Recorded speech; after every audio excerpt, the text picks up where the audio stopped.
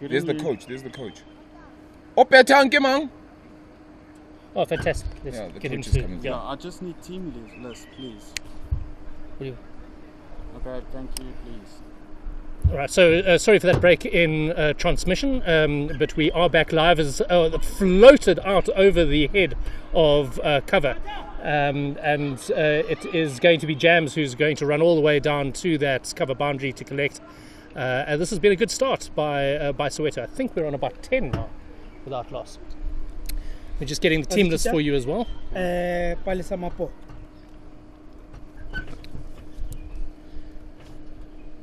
Other one? Karabo Miso. MESO. So currently 6 without loss then after And then 4 Mapo balls or so. WPO. Interesting enough that the ladies have actually played on the perhaps larger boundaries and aren't MAWPO. perhaps used to the double O. shorter ones for this season, surprisingly, particularly And Randburg, that ATOO. is. Yeah, certainly. I mean, when they play at club level, they play on exactly the same fields as the men. They don't bring the boundaries in and out. And we're off to the horses here. It's a very, very important wicket as well. The Sowetan opening batsman, who we'll get her name now, but she's been a stalwart all the way through the season, and Randburg will be very, very pleased to have made early inroads. That's Palisa Mapoe. Having now, she's the captain as well as the wicket keeper, so of course very, very instrumental in the team and has been this entire season as well. So very, very solid behind the stumps. She's a class act and drives the team hard in the field. yeah. The Soweto team are known for not taking prisoners.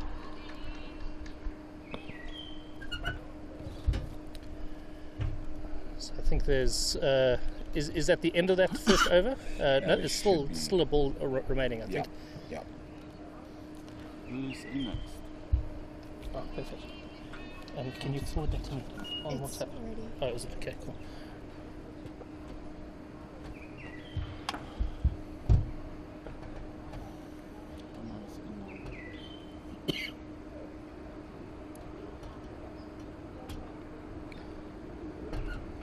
Right, I've got the Randburg team list, but not the Soweto one yet. There we go.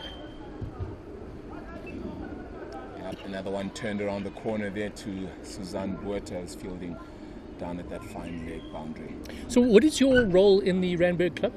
Yeah, so I pretty much handle a lot of things, really, to be to be really honest. Everything from media to communications are perhaps the best and initial part. So anybody who's a new entrant to the club, I sort of help them adjust and get used to the settings and you know, sort of just how the club works. One of the other parts to it has recently been treasury, actually. So also the money man. That's probably the worst of my jobs. So bowling now on the other end, though, and that's the golf course end, is Suzanne Buerta bowling out there, and she'll then be bowling to K Miso by the seams of things.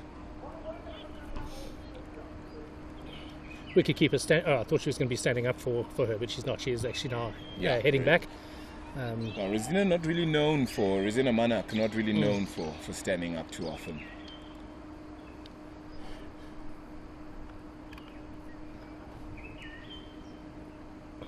Coming in from the golf course end and floats this one through to the batsman.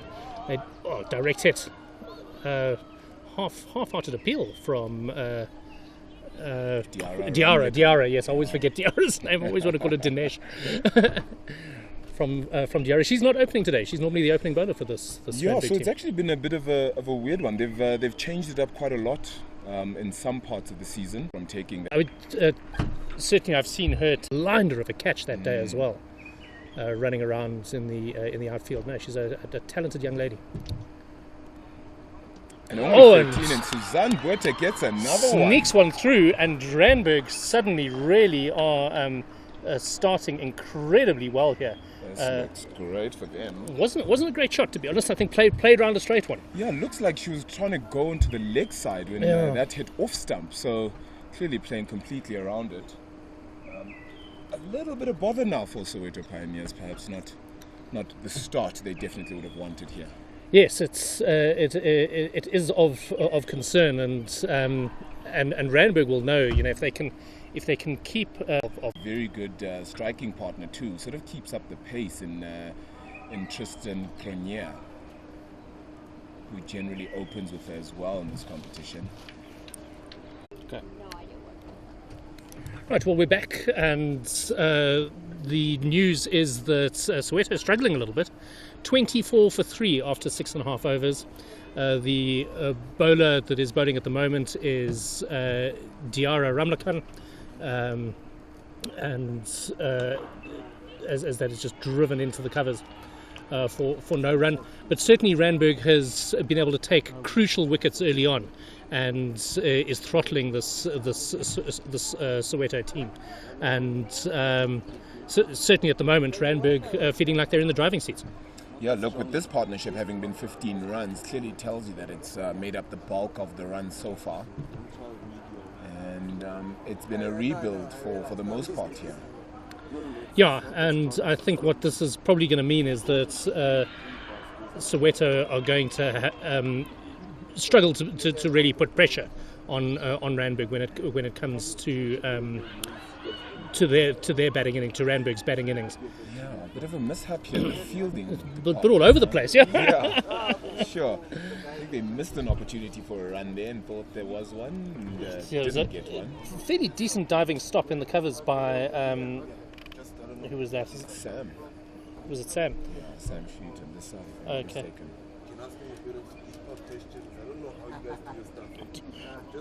Giara, one of the rising stars of Gauteng cricket. She's just 13, this girl, and is the leading wicket taker, or tied to be the leading wicket taker for this competition.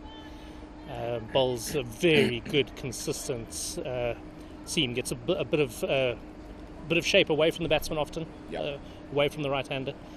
And a decent bat as well. I think she scored a 50 earlier on this season, maybe 48, something like that. And, acres of cricket still ahead of her to play. Just grade 8 at Steyn City at the moment. I'm sure we will be seeing her win higher honours later on over the next few years. Yeah, easily one of the better bat. I mean, she'll probably bat around 5 as well today.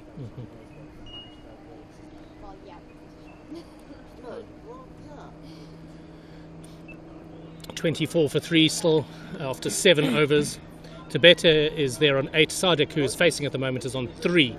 And the bowler is Sarah Nettleton. She's an off-spinner, also plays for Gauteng under 19, and is in matric at the moment, also at Steyn City.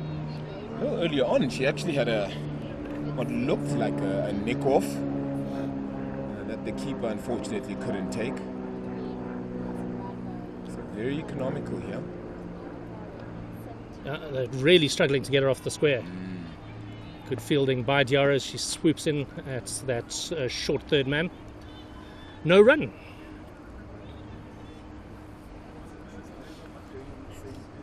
His run rate achieved just barely over 3 runs in the over at the moment. Oh, as she plays inside that one, bounces off the keeper. Sam Skitter comes in and collects it, and safely no run.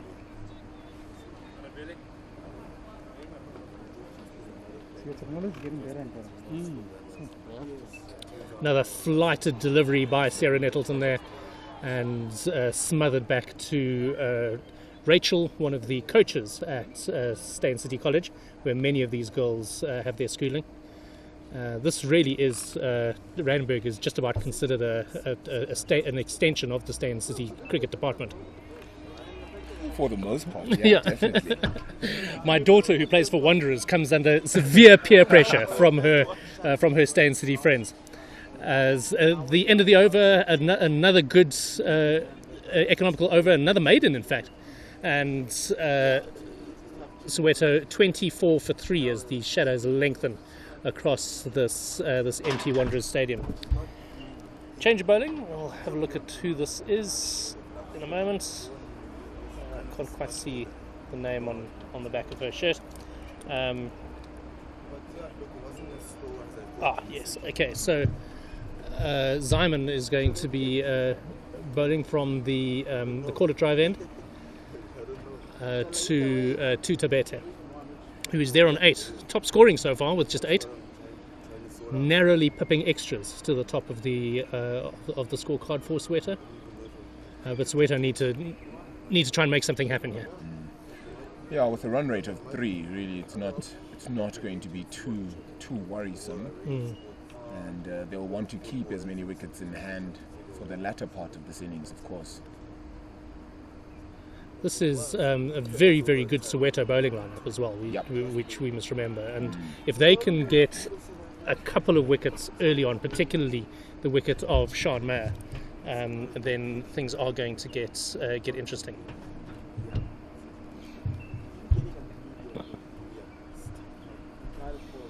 Zyman then again past the umpire, who I think is Zubair, as this is turned around backward of square and a much needed boundary to Soweto.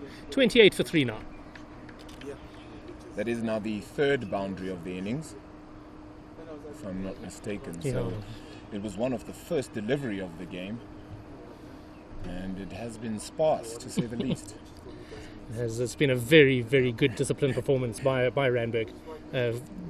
Held their catches, took 2 important catches early on, and they've been pretty good on the ground fielding as well.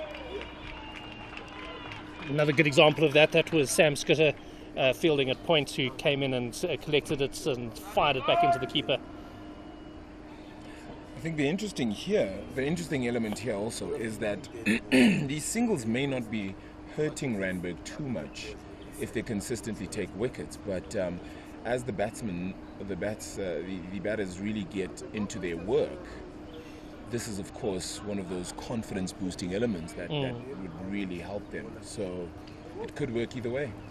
Yeah, this is also a very, very fast field, and so with someone with the hitting ability of Sean Mayer coming in at the top of the order for Randburg, this game could really be over inside 5 overs of the Randburg innings, because it is a small boundary. They've brought the boundary in, probably a good 20 metres from the Bullring's traditional boundary, and that as this is floated over the head of Rachel. What's Rachel's surname? Langley. Rachel Langley, and diving stop at the end there, but they're not able to prevent another 4, and 33 for 3, all the 3s to Soweto. Yeah, so what I was saying is that this is an easy ground to score on. You don't have to hit it that hard for the ball to run away. And I suppose the expectation was that it would probably go on to be a high-scoring game, considering the smaller boundaries and the power that really could be. Of course, from, as you noted, Sean Myers. I think very interesting to note, Sean went and played a sort of a warm-up game this past weekend as well, scoring 232 runs. Good grief. And those 232 runs, Simon, came off 149 balls. That is unbelievable. And I suppose the other interesting element here is that the team total is 365. And they got all those runs in less than the allotted 300 balls, because they didn't get to face all of them. Yeah. 287. That is unbelievable. It is phenomenal. So who was she playing for there?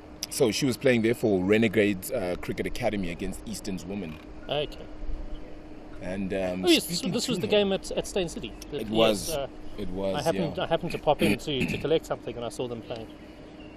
That is a phenomenal performance, because that's that's not the local blind school they were playing against. No, definitely not. The team total of 27 4s and 6 6s, all coming from one Sean Myers. I suppose that tells you the story too, doesn't it? Good bowling here by Sarah Nettleton. She's in her 3rd over now, gone for just 2 runs, and in 2.2 deliveries. And they really are struggling to score off her. But good running there, just playing it into the offside, and good calling, and they made it through comfortably in the end. This is an aspect of women's cricket that needs to be worked on, is running between the wickets. It's very much a confidence thing. that, and you see the difference between the provincial ladies and the club ladies, is just that confidence to run hard and to look for runs, all the time. Sketchy one here, but very good running there. It was played straight to mid-off and shy at the bowler's end, but I think the batter was there quite comfortably. It's a relatively expensive over for Sarah Nettleton. Actually, yeah, considering 2 runs off it, off her first 3 balls. Plenty of height there. That is going to be. In fact, there is someone down there. It is Sam Scooter on the boundary. Good, strong arm. Oh, no, direct hit from that boundary. A pure bowler's arm there, I suppose. Right? Yeah.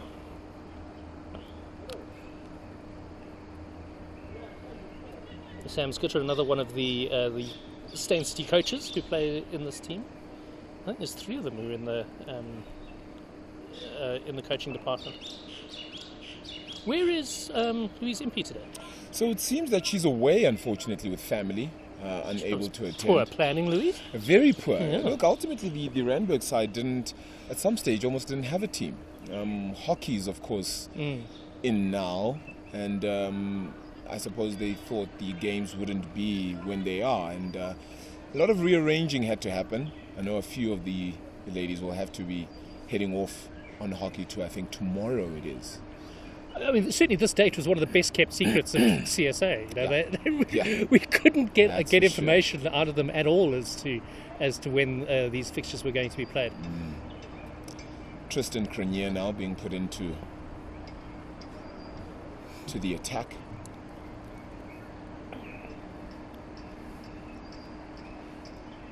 Another one of the youngsters for Randburg, high school girl.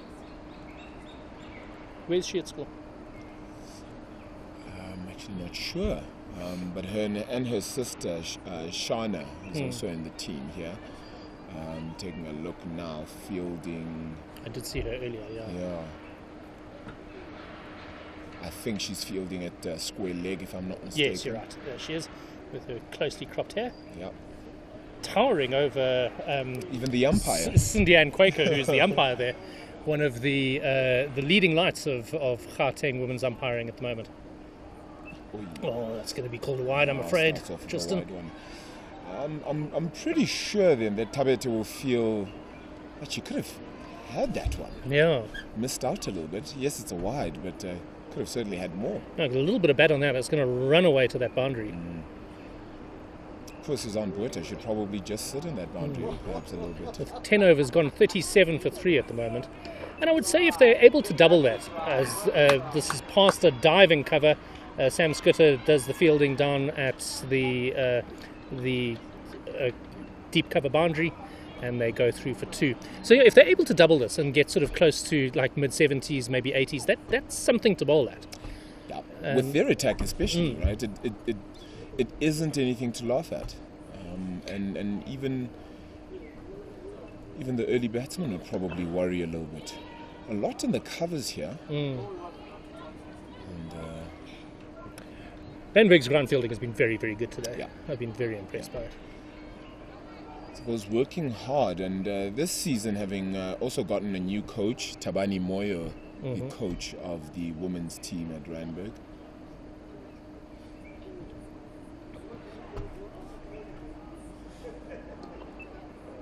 Again, they're going to be able to come through for a single here. As Cronier slightly, I wouldn't say slow onto that. I mean, it was to her left. She had to run around and collect it, and that brings up the 40. 40 for 3. You mentioned earlier when we were off air that Randburg on the brink of being able to field a second women's team. Yeah, so that has been something that the captain of the day, Sean Myers, has certainly made her big project. What we have seen is quite a bit as an appeal there comes down. Looks like it's going down leg according to the umpire. Yeah, certainly the bat was trying to. She was trying to work it onto the onside there with a leg by there. But definitely with quite a few players already registered at the club. And I suppose the question has always been if there are 30 women registered at the club, there's no reason perhaps not to have a second team. For now, it doesn't seem too viable, but you do have quite a few people who aren't able to play. So we, Wanderers is the only club at the moment that has two women's teams, and they've found that it's that 15 per squad is what you need for it to work. Because at the moment, so you've got Wanderers fielding two teams, Randburg, Delphos, Jeppe, all solidly with squads that they can field each week. But the league was won this year. The President's League was won by a conglomerate team of Morningside, Santon, Old Eds, I think. Marks Park as well. I think they basically combined across 3 or 4 clubs. And ended up winning that President's Is League. that because of the, I suppose, lack of games, that everyone ended up on similar number of games, I suppose, then, and number of points? There was only so I think this is the first time that they've actually had 2 divisions in women's cricket as well. Yeah. So they had about 6 or 7 clubs per division, which is maybe not quite enough, but the sort of 12-14 is too many for one division. So they're a little bit neither here nor there at the moment. But it was a successful season. It was very truncated as well, obviously because of COVID. Once they started playing, they played every Saturday and Sunday for about 8 weeks on the trot. I wonder then what this sort of means for the upcoming season. I think it lays the foreground really nicely for what could come. Sarah Nettleton now stepping back up to bowl. So this will be her final over. Yeah. So she's bowled right through. And only conceded 5. Yeah, if I'm not 5 off mistaken. 3. She's bowled very, very well. Slow, loopy delivery. That'll be fielded by Charlotte at mid-on and no run. Yeah, so I think COVID has really set up, despite obviously the negativity that came with it, but has set up an interesting season to come also. Yeah, and there's been some very impressive work done by CGL. One of the fantastic innovations was the use of the stadium. Yeah. That a lot of the Saturday league teams, men and women, got assigned the stadium. I think largely at random. Yes, But- it was largely. It was actually upon request as well. So if you had known, I suppose, an announcement was actually made by CGL, they did offer it up to everybody. So it really was around planning, and of course with the incoming tours that did happen as well. Oh, it's a That really is good a shot there. Great shot of extra cover there for 4. That is brilliant there Just from one Talete. bounce and into the boundary, and that would have been 4 for all money on the bull ring boundary as well. 100%. On the main boundary. Very, very good shot there. Using her feet a little bit, getting inside out, or inside it and playing it away over. Certainly over getting going now, aren't they? Yeah, 47 for 3 now Yep. after 11 and 11.4. Another few overs like that. Oh, down the leg side. And wide. Given wide, yeah.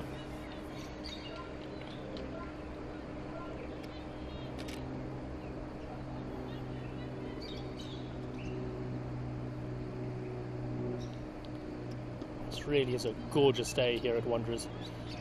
Clear blue skies. The scoreboard is in use, so the girls are able to see their names up in lights, which I'm sure must be a huge thrill, particularly for the younger members of the team. Not just playing here, but now you see your name in lights as well, right?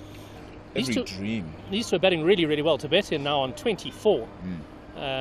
She's beginning to see it well and is not yet piercing the field maybe as much as she should do, but she's steadied the ship where Soweto really looked like they might be on their way to a disastrous day. But she's done it right. That is the end of Sarah Nettleton's spell. 4 overs, 11 runs, no wickets, but Only one. I mean, one maiden in that, and Yeah. a maiden in a T20 game kind of tells you everything, right? indeed, in fact, after her first 2 overs, she had only gone for 3 runs, I think. So she's done really, really well. So here's Shana Kronier coming in now to have a bowl following her sister Tristan, who had bowled from the same end. Paul, do you want to come and? Should we let these two come in and have a bit of a commentary? Yeah, definitely. A That's really one. good shot played out square there. It is going to run away to the boundary, and things beginning to happen for Soweto. That also brings the 50 up, 53 for 3. As we're going to have a bit of a change of commentary. Mpoma Twane is going to come behind the mic, as is, I'm assuming, Amy Gear.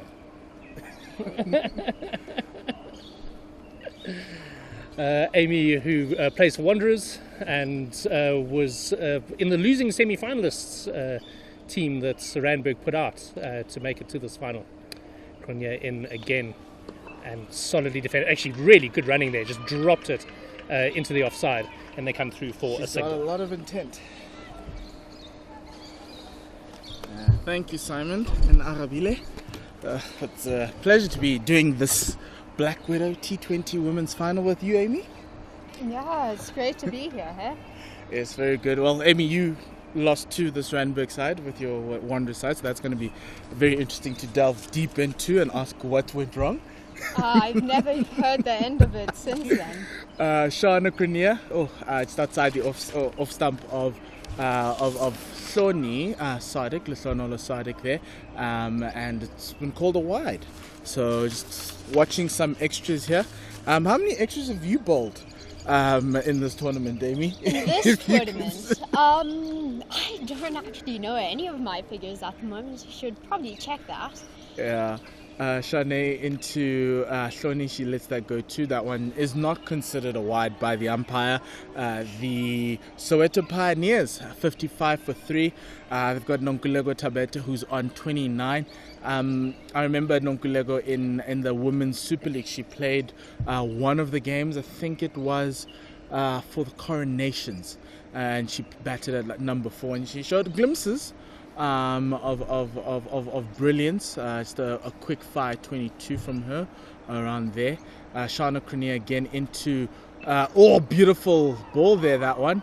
Just a bit of a Yorker there. Yeah, a little bit of a Yorker. I didn't realize she was capable of that. I mean, I know Shana more as a batsman more than anything, and even that, she's more of a hockey player than. So batsman, Tristan yeah. bowled the previous over on this at this end, at this caller drive end. Who between the two is the better bowler?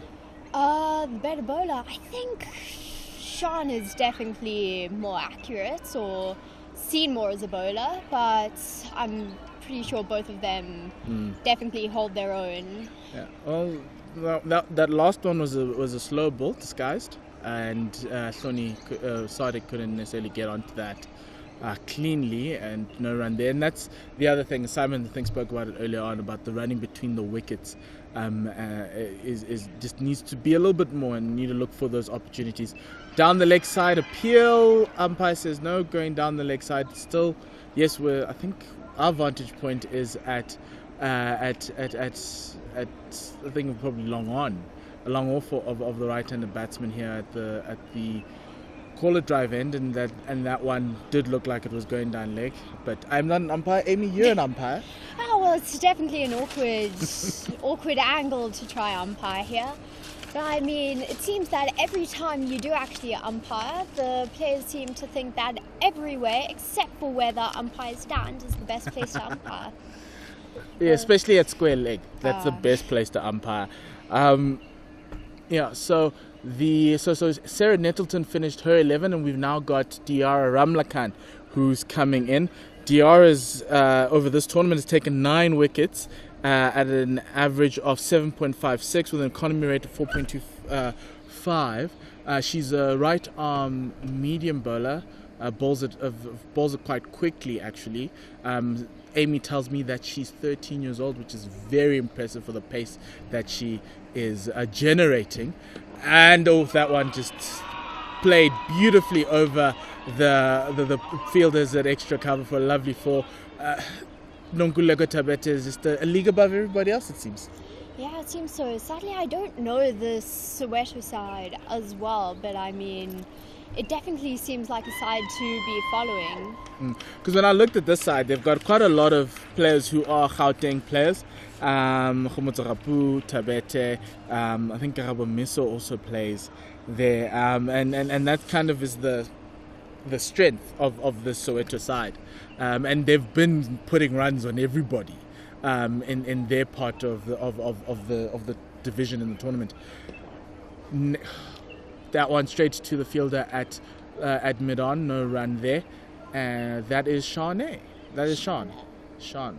Not Yes. Shauna, Sean. sorry. Yes. Definitely too many Shauna Yes, sort and of yeah, names she's on the this field. explosive batsman, and we get a little bit of a wave from Cronier there as Ramlakan comes in.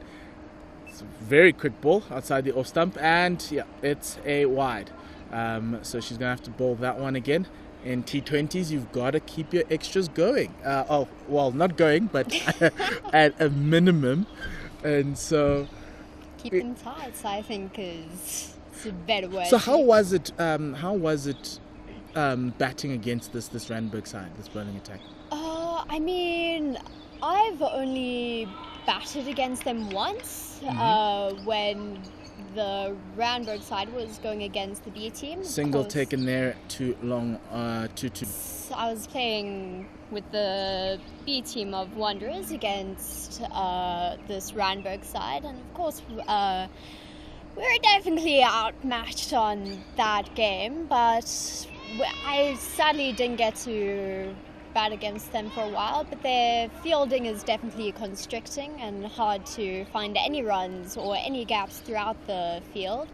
Well, you can see that with that last one on the edge of the circle, Sean fielding really well, and it's a ring field, and you think that you'd be able to find gaps, but they're very good moving laterally and trying to prevent runs. Yeah, Over the top. This was a beautiful shot there from Nonkulego Tabete for 4 to that third man, just piercing that field. We're talking about how great their fielding is on the ring, but that is just some expert batting from Tabete, who takes her total to 38, and the Soweto Pioneers 66 for 3, 1 ball remaining in the 14th. Yeah, definitely. I definitely find this team hard to get runs against, but if you do get it in between the two fielders, there's nothing much they can do with that one. But as we say, the captain, Sean Mayers, knows the game so well. That's straight to the fielder, dropped, and it will be a single taken off of there. They're going to take a second one. Oh, very sneaky. Does it go for 4? And we have given them the commentator's curse, Amy. That was 4 runs.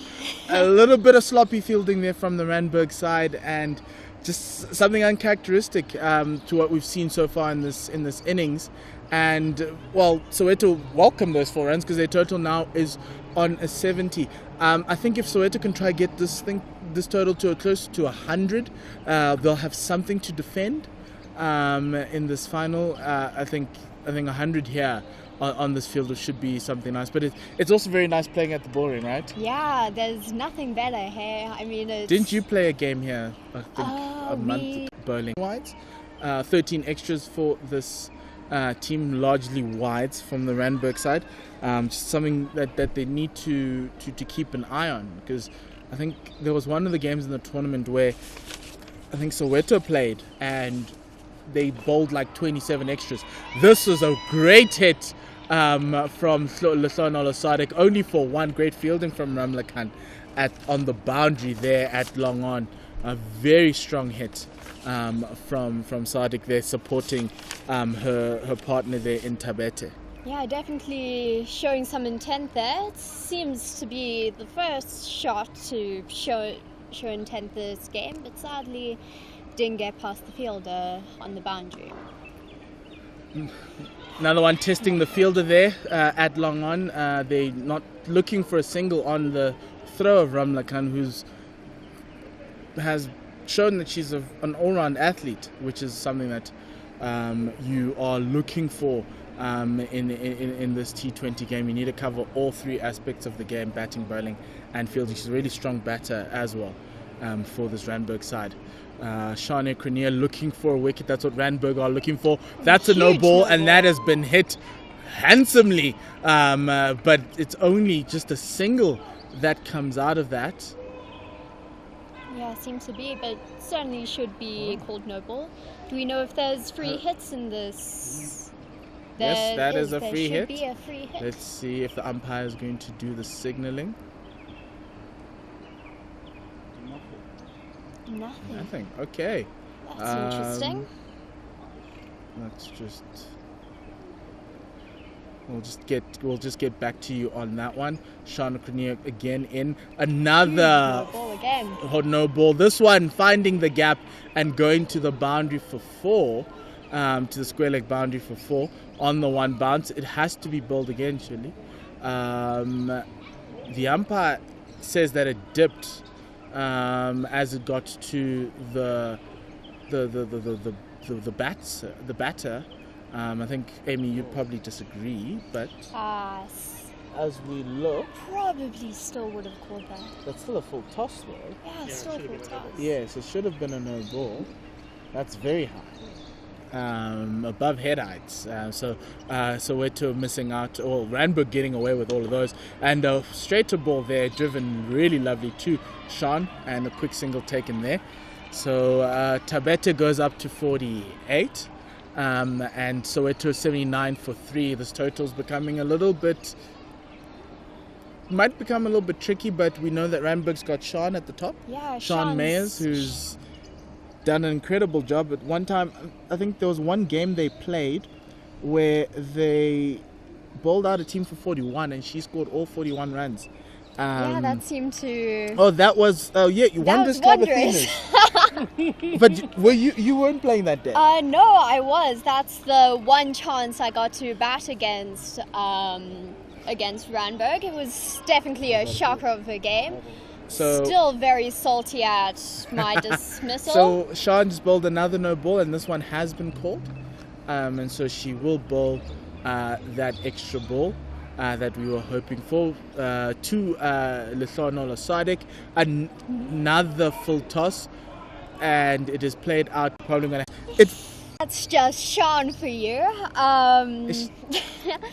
It was definitely not the best performance by the Wanderers B team, but I mean, as we say, Randburg is a extremely tough team to be versing, and we wouldn't say we were expecting to be smashed at that level, but definitely weren't expecting to win.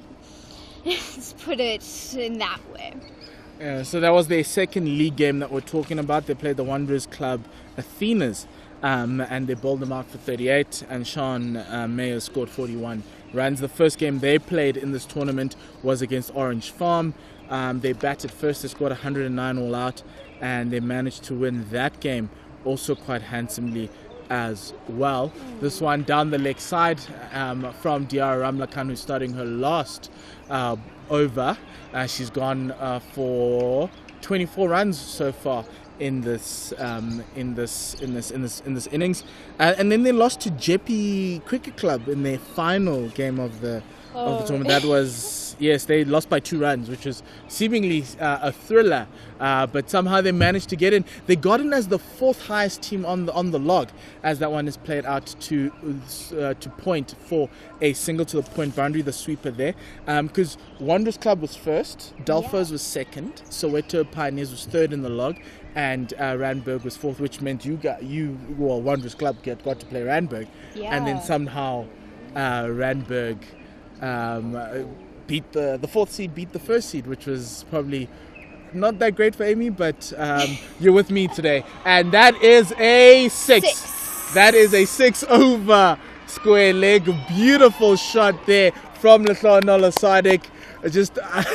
It was a half volley, leg stump half volley, and well dispatched. Yeah, just. Don't you wish you got those? Always. Those are the dreams. Yeah, I mean, as we say, Diara, who's bowling this over, she's such an amazing bowler when it comes to the first 2 overs, but often struggles when it comes to her last 2. Yeah, so 4 balls left in her spell, and that is also goes travelling. That's looking a 6. For 6. That's a 6. Sean Mayers, the captain of Randburg, cannot deny the truth, and the truth there's that ball travelled. Definitely. I'll definitely have fun when I go back to school and get to dig into both Shauna here and Diara when it comes to break and say. Do you guys play What's like? going on Do you guys there? like do like throwdowns at break time? Talk about cricket. Mainly not, surprisingly. I mean, we're all in different friend groups, but every now and again we'll pass each other in the corridors and dig into each other in the pass game or weekend. Oh, that is a quick ball from Diara. That is what we want. That's what Randburg want to see. Just the pace that she can generate. I love. You can see she's been well trained. Yeah. She's been trained to be South Africa's Neshat Nim. Yeah, Similar definitely. style, similar type of gather at the crease. Dale Steyn looking like Aswell, which is a very good compliment to give because she actually can generate quite a lot of pace off of that action. And she's only 13, Yeah, she's only 13. which is exciting. Yeah, always had, I'm pretty sure since the beginning of her cricket career, she's always been having the opportunity to be coached by probably the best coaches, at least in the province, if not the country. That is over the inner ring and it was racing down to the mid-wicket boundary for 4 runs. Just a very good shot there from Leshono Lasadik, who now takes Soweto's total to 100 with 4 overs remaining. So it's bonus runs right now, Amy. Yeah, definitely. Soweto have brought this back since the beginning. I think it was the first 4 overs they lost their. They were 9 for 3. Yeah, they were 9 for 3, and they've definitely turned this game around, which is a great performance by the Soweto Pioneers. Very, very good side. Very stacked side as well. From I know Ayabonga Kaka plays for this club. Yeah. Which is, I think, is just unfair, but so she has to play for a club, and she ends up playing for Soweto. We're getting a bowling change here from the caller drive in. Yeah, it seems that like they've brought Sam Scutter back. Okay, she's bowled quite well. 2 wickets, 8 runs in her 2 overs, so she'll probably close it out. And then we'll just figure out who's going to be bowling from the other end. They've got 2 overs left. The bowlers that they still can use are Tristan Cornier.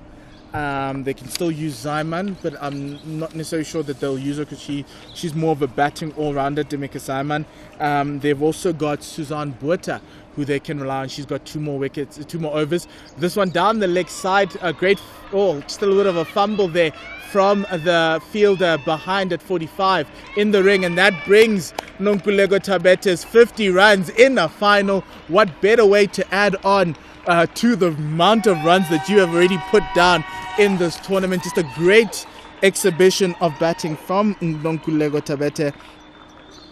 She's already scored 157 runs in this tournament. That takes her tally now up to 208 runs. She is probably chasing Sean Mayers there for the top batters in this tournament. I think Sean's on 112, so she's going to need a lot of runs. What a shot! The next one is a 1 bounce for over long on, and a really, really great shot from Nonkulego Tabete. She's stepping up. This is her 3rd 50 in the tournament. The other batter with in the Soweto Pioneers team that's got more than 150 is Khomotso Meso. She was out for a single today, and it's just seemingly working out for Soweto. A little bit of patience, a little bit of rebuild, and they found a way to just put the runs on the board. Yeah, we've definitely got a game now. And that's another 4 flying away to that third man boundary. Just a great shot. She just waited for that. It was wide, and all she needed to do was cut it and just get a little bit of bat and just race. 100-run partnership back. And that is the 100-run partnership of 95 balls, and we'll give it 12 fours, 2 sixes, 15 extras. Tabet has contributed 58. Leshono Lasadik has contributed 28. The Soweto Pioneers are on a roll right now. Gonna put up an imposing total. The question is, can this stacked Randburg side chase down whatever Soweto put down for them in this final? Yeah, this definitely seems like it's going to be a closer game than we expected. That's a much better ball from Sam Scooter. Yeah, they've really seemed to turn this game around. It seemed like they were going to get absolutely smashed at the beginning, but we've definitely had this partnership which has brought it back, and Randburg might be in a little bit of trouble here.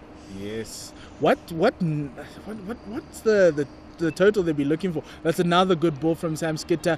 Tabeta's angry at herself because that was in her half of playing that down. She just missed it entirely, but it was a little bit quicker than normal there than what Sam's been bowling this over. So just a very good disguise from the bowler there to try and bamboozle the batsman a little bit. Just no wicket as of yet in this over. Just flick this off her pads, going down to... Oh, they're looking for Sarah. two, Oh, they're and looking for two. they make it in. Definitely had a run-out opportunity there. Sam Scooter doesn't seem to be happy with that fielding. Yeah, she's not happy at all. And that is Amy's father, Simon, telling us that she never is. Simon was telling us that Sam is angry at him because every time Simon umpires this Randburg ladies side, he always finds a way to give her the dirty little out signal. Which is we're not in the 100 because those are called outs. The wickets are now called outs in the 100. But he always calls her LBW most of the times, and she thinks that she's never out. But which player ever is. Yeah, and I think since my dad's last LBW decision, I don't think she's made eye contact with me down the corridors. Was it you? Yeah. No, I didn't bowl against her. She just, obviously she coaches at Stain City at my school. She just seems to not be happy with the Gear family at all.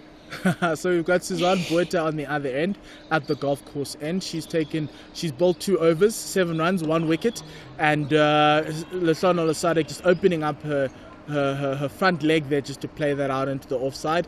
The fielder from on the boundary there at long off was Diara Ramlakan who picked that one up, and just it's only a single there. So that brings up the powerhouse, the power hitter of today in Nonkulego Tabete. And and what a puts shot. that over. That's another For 6. six. That's another 6.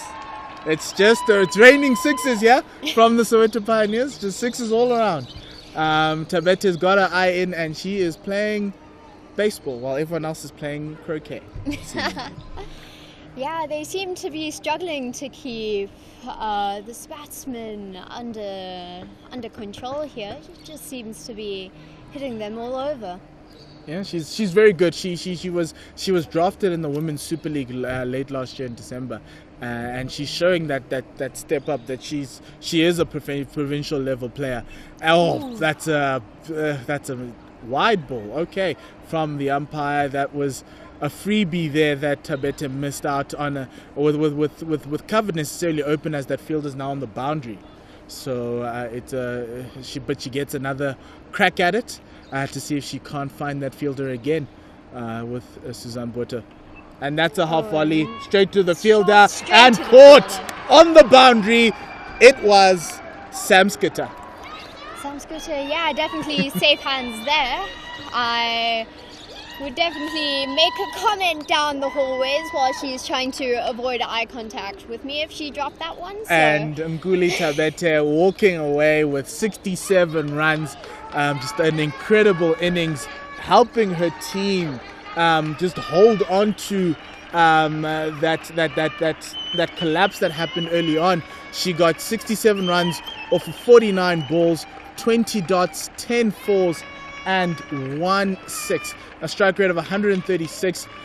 She played all around the ground there, and she's just an incredible innings for Soweto, a much needed one when she came on.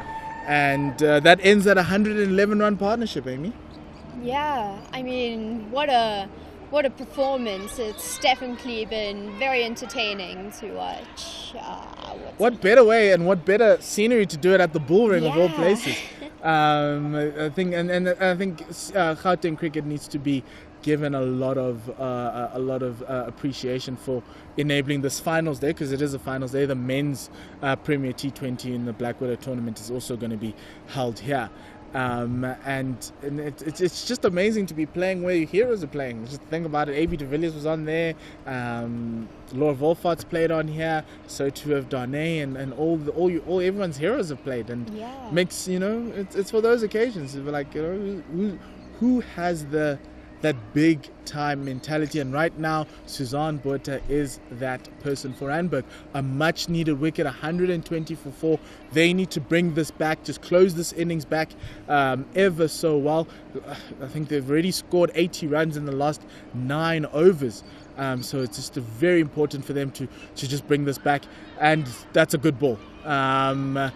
Yorker length, just missed it entirely, has the new batter, that is Raisibe Ntozake, also a provincial level player. She was also drafted into that Women's Super League that was played in Cape Town last year. There is one that's going to be played up here later this year, so she's also a big name on the Soweto Pioneer sheet. Yeah, definitely. I mean, Randburg seems to be in a little bit of trouble here if they don't watch themselves. Oh, look at that. Over the top, over extra cover, and it's a 6. 6 runs over extra cover. What a way to start. Yeah, by the new batsman as well. I think it's been her first two balls and already 6s, or seems to be interesting innings coming up.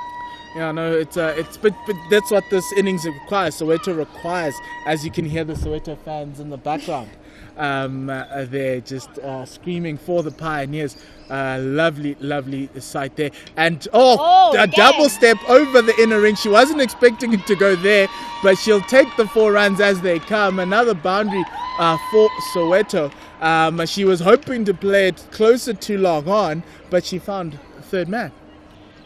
I think definitely not what she intended to do, but it still works, so we're definitely going to take it. Whichever way it comes, Amy, whichever way it comes.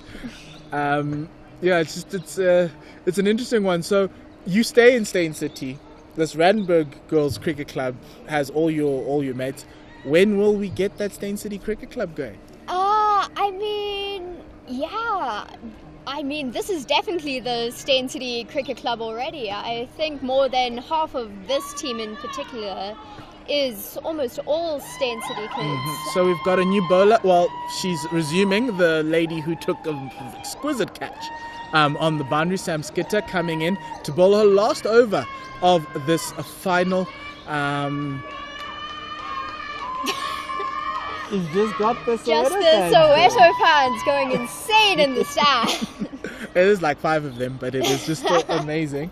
The travelling party for the Soweto team, scoring 130 runs, and this team. That is a great shot! A 1 bounce 4 down a 2-cow corner. It is Raisibe. It is Lesono Sadik. Just carrying on from where Nonkululeko Tabete has let go. This Soweto team is a powerhouse. They played Old Eds when they started this tournament. They scored 221 runs for the 1 wicket. They just blew them out of the gates there. And then they went on. They had a match that was forfeited. And then they played Dobsonville Cricket Club and they scored 101 for 2. So this team is well versed at scoring over 100 runs. And this 134 for 4 is an imposing total in this final. Great ball there outside the off stump from Sam Skitter.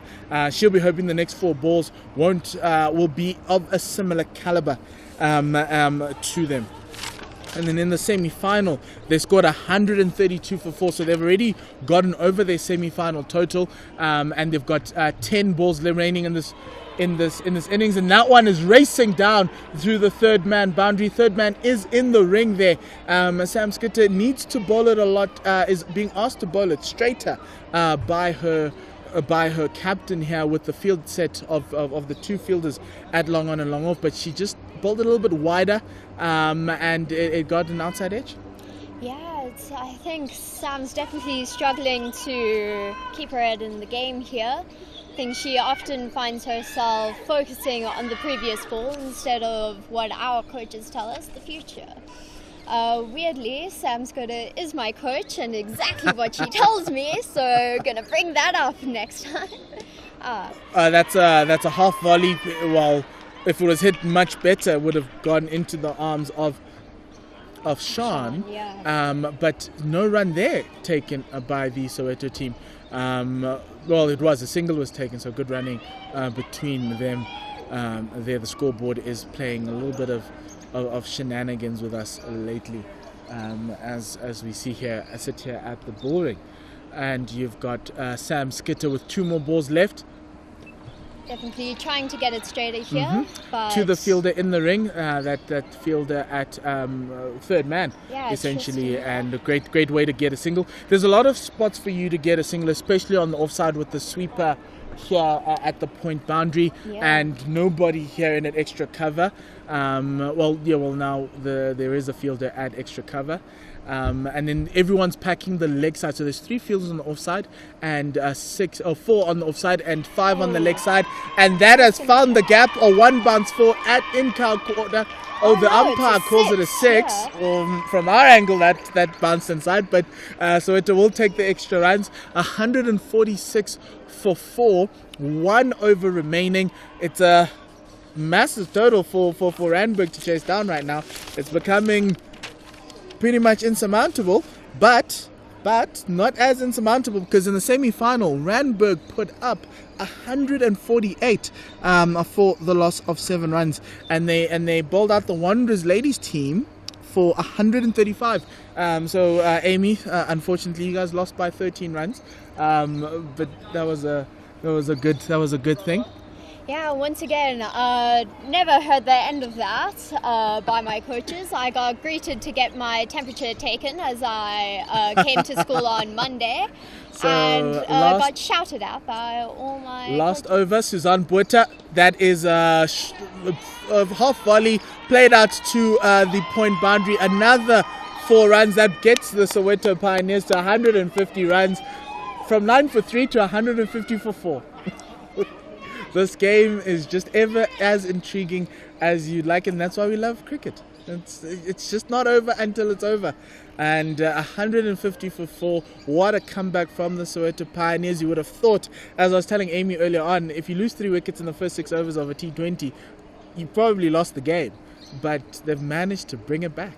Yeah. Jeez, that was insane. I mean, Beautiful shot. 1 bounce and the fielder's got in there. It's worth more than that, more than the single it was for. But great use of feet from Raisibe Ndozake. It is, from Luhlona Sadik there. And she gets another single, so she's on 44.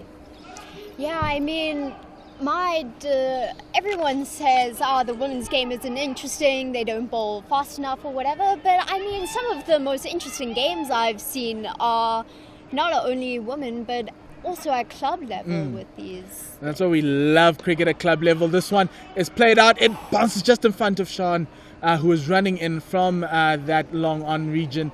And it is another single to the Soweto Pioneers. We've got into 152 for 4. There were 41 after 10 overs. They've added 111 with 3 balls remaining. And Suzanne Botha, that's a good. Misses Is that a run out? No, it's not. But very good keeping there behind the stumps from is it Razina? Razina Manak, number 7. Yeah, it was definitely. Don't know what she was trying to achieve there. I didn't see the batsman wander off past her crease, but There was a bit of a you double always step have there. always have the chance. But a dot ball's more important at this stage of the game. yeah. 152 for 4. Ooh, double steps again. Straight to the fielder. Great fielding with the body there, but it just gives extra runs there. You prevented the 4 runs, which is good, but obviously then they still conceded that extra run off of that misfield.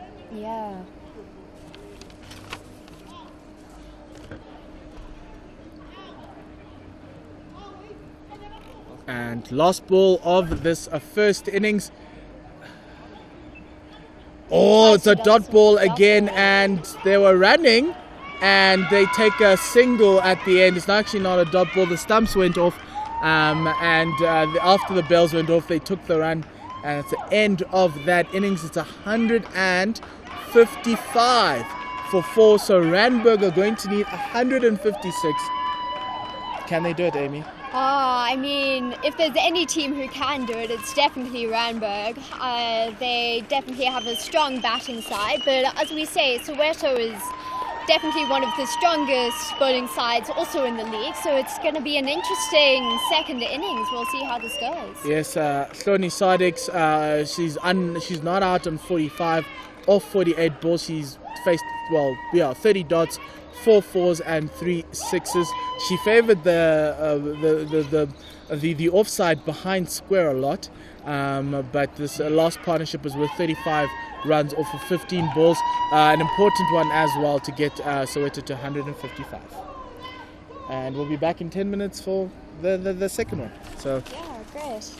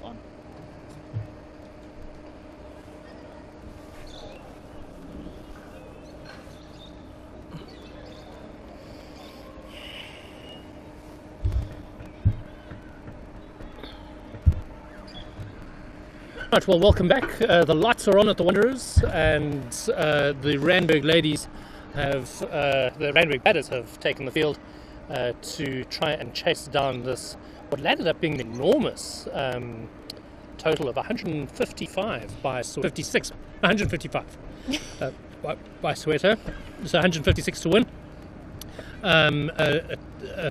A total that just came from nowhere. I mean, they were 9 for 3.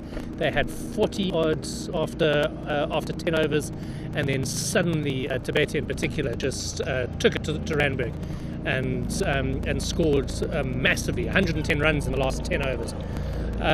Sean Mayer is going to be taking the field for Randburg. There's a very loud helicopter comes over us.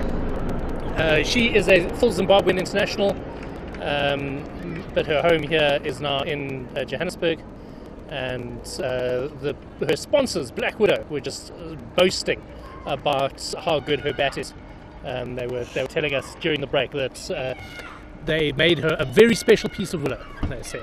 Right, so to bowl is going to be Moncho. No, this is not Refilwe Moncho. Oh, it is. Refilwe Moncho, who is going to be opening the bowling from the golf course end, and really a fairly ordinary start there, half tracker and down the leg side, and so Randburg are off for the 1 run for the wide.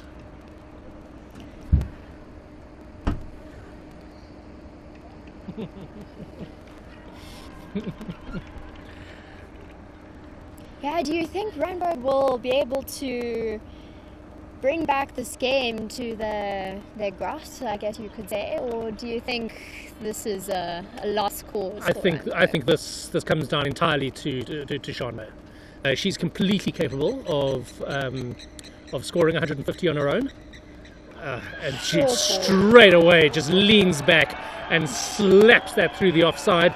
But this is something that you identified during the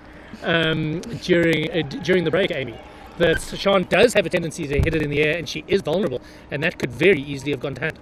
Yeah, the only way we have found to get Sean out is by catching her, first of all, early on. I mean, she definitely has a tendency to get it up in the air, but the one problem with Sean is that she hits it flat and hard.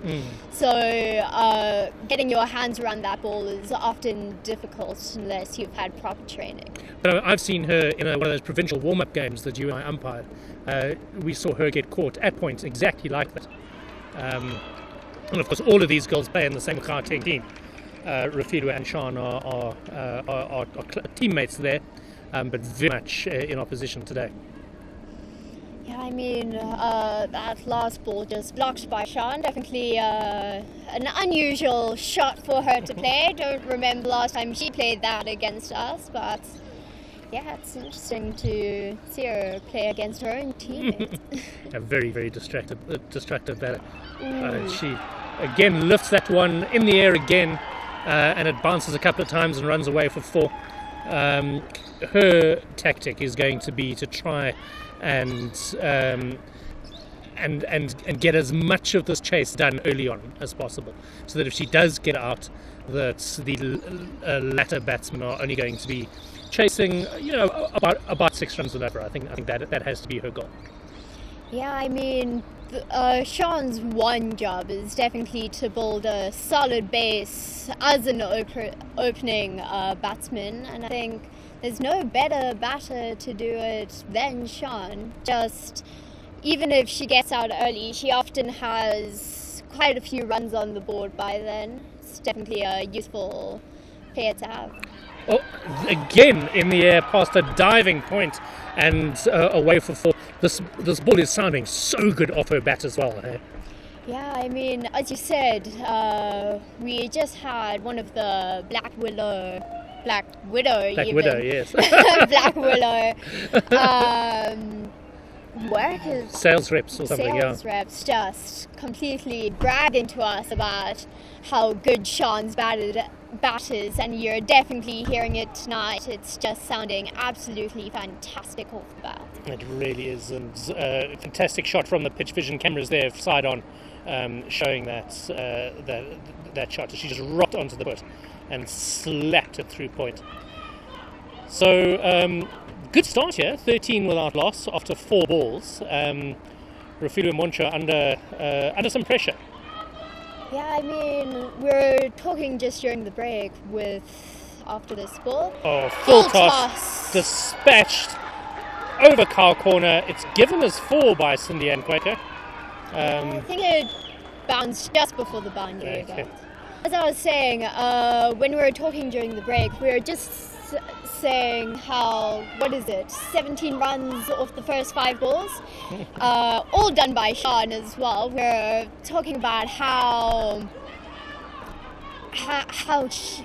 amazing her strike rate is and how entertaining it is to just watch this player bat. I mean, it's terrifying as a bowler, but she is probably one of the most entertaining batsmen to be watching. Oh, she's phenomenally entertaining and a very, very nice person as well. Fantastic ambassador for the game. Final ball of the over. It's in the slot. It's hit hard by Sean to mid-off. Who's the mid-off there? I think it is Kamosa Tabete who is fielding at mid-off. Confusingly, I think there are a couple of number 7s in this team. Yeah, it seems to be. I mean, who's number 7 in the Proteas? Oh no, it's Marizana. I was thinking maybe one of Ibonga Kaka plays for. Mm-hmm. No, who? Ibonga Kaka does play for Soweto. She's obviously not here today.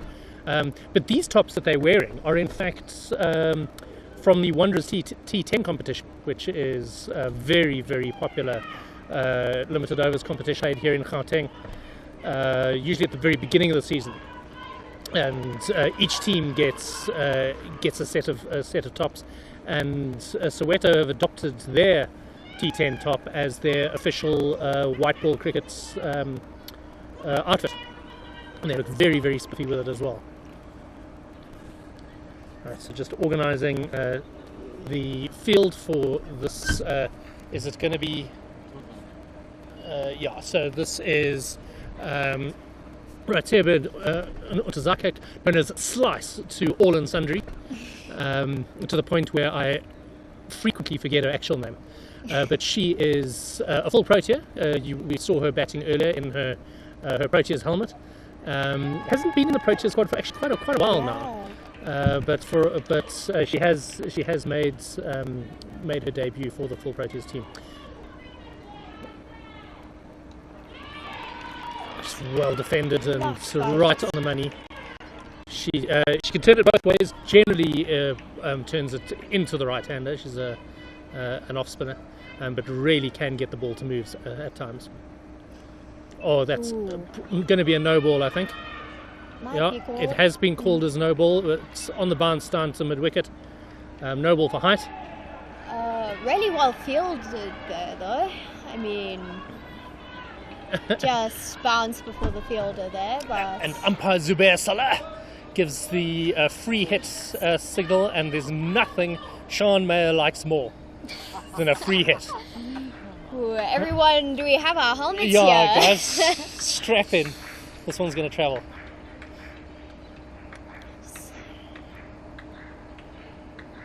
I think Sean must back herself to try to put one into the stands. To just ignore where the actual boundary is and use the men's boundary here. Yeah, we'll see. And that one travels, and it is indeed 6. Going to be 6. Was that? I thought it was 6. Definitely looked like a 6 to me. Definitely one of the flattest 6s I've seen. She hit that so hard. Classic Sean there. Flatter the better, I think she seems to always go by. Yeah, every single time I've seen her bat, she's been dropped 3 or 4 occasions before she's eventually out. because she just hits the ball so hard. Again, just in the air and on the bounce to the cover. A poor throw, but well backed up, and no run. And so she is vulnerable at any time. You might find yourself on the end of one, and but she does take some catching to get out there. Who's more vulnerable, Sean or your fingers at the end of that ball? I thought you were going to say Sean or Lizelle Lee. This one is played along the ground into the offside and away for 4. And Sean has come storming out of the gates here. 24 runs off probably about 8 balls faced. Oh yeah, geez, that's insane. That must... 9 300... She's hit 6 fours so far. Yo. Shows what an amazing batter Sean is. Yeah. These are the 2 most accomplished bowlers in the Soweto team as well. That they've really tried to bring the powerhouse of Rafilwe, who's a fast bowler, and Slice, who's the spinner, and yet they're not able to dent Sean Mayer at the moment.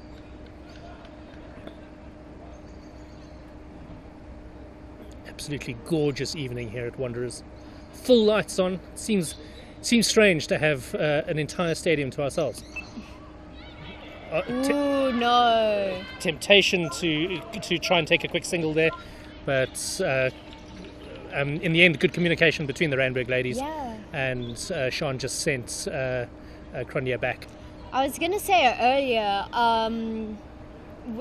as you know, most of this Randburg team goes to Stain City, and we were having a cricket clinic recently this last Friday, and we were doing fielding close to prevent quick singles, and the Soweto side was often used as an example. You always go into a game against Soweto saying, be careful of those quick singles. Maybe even don't take them, because they work so hard on it, and they've obviously gotten a reputation of being a side you just don't take quick singles to. Yeah, it's good. It's good to see a women's cricket team where fielding is worked on. And I thought that Randburg's fielding today was superb as well. There's 1 or 2 blupses, but generally their ground fielding was on point, and a superb catch by Sam Scooter to remove Tabete. A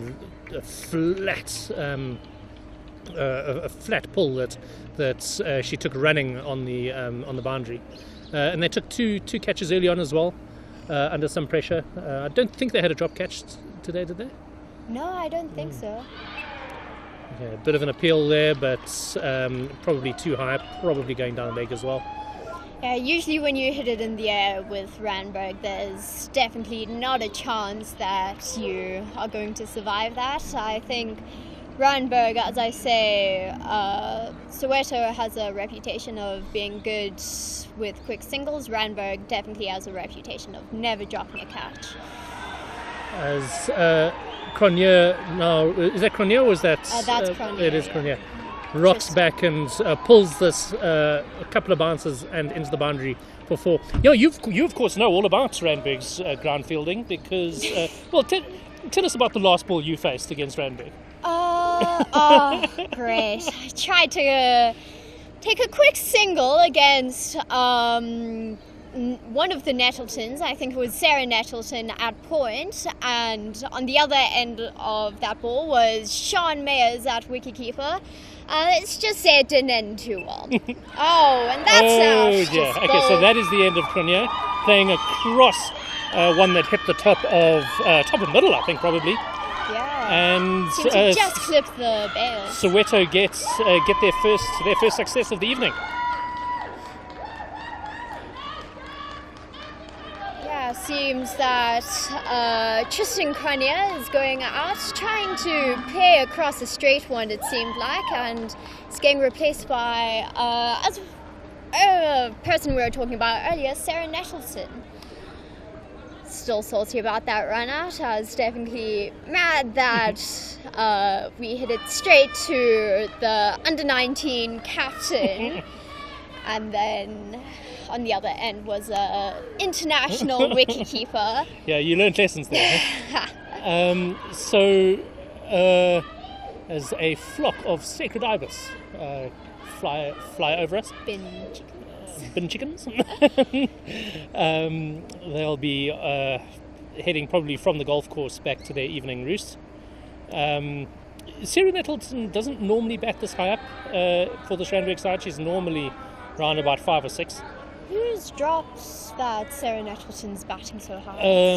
Louise Impey's not here today. Oh, okay, yeah, makes sense. And they're also missing another one of their provincial players. I think Diarra also bats usually at 4, and it looks like they've put Sarah up before Diarra this time. This one's just blocked back to the bowler. Certainly, Rafidwe looking a lot more confident bowling to Cronje and now to Nettleton than she was when she was on the receiving end of that barrage from Sean Mayer. Yeah, looks like a completely different bowler. Yeah. All Randburg needs to do is just get Sean, and that's what they're quick doing. Single here. Yo! Very, very good keeping there by Tabeta. She took the ball at an awkward angle and was still able to whip the bails off, but a dive in from Sean Mayer, and she is safe. That could have been a defining moment of this match. Yeah. That's why you never take quick singles against Soweto. I'm telling you this the whole time, Randburg. Your coaches are telling you, every single person is telling you, and yet you still do it. Luckily, they were successful, and they've got Sean Mays at strike this time, which could be definitely useful to have, especially against this bowler. I suspect she will probably just try and take a single here, so that she can then face the full over next over.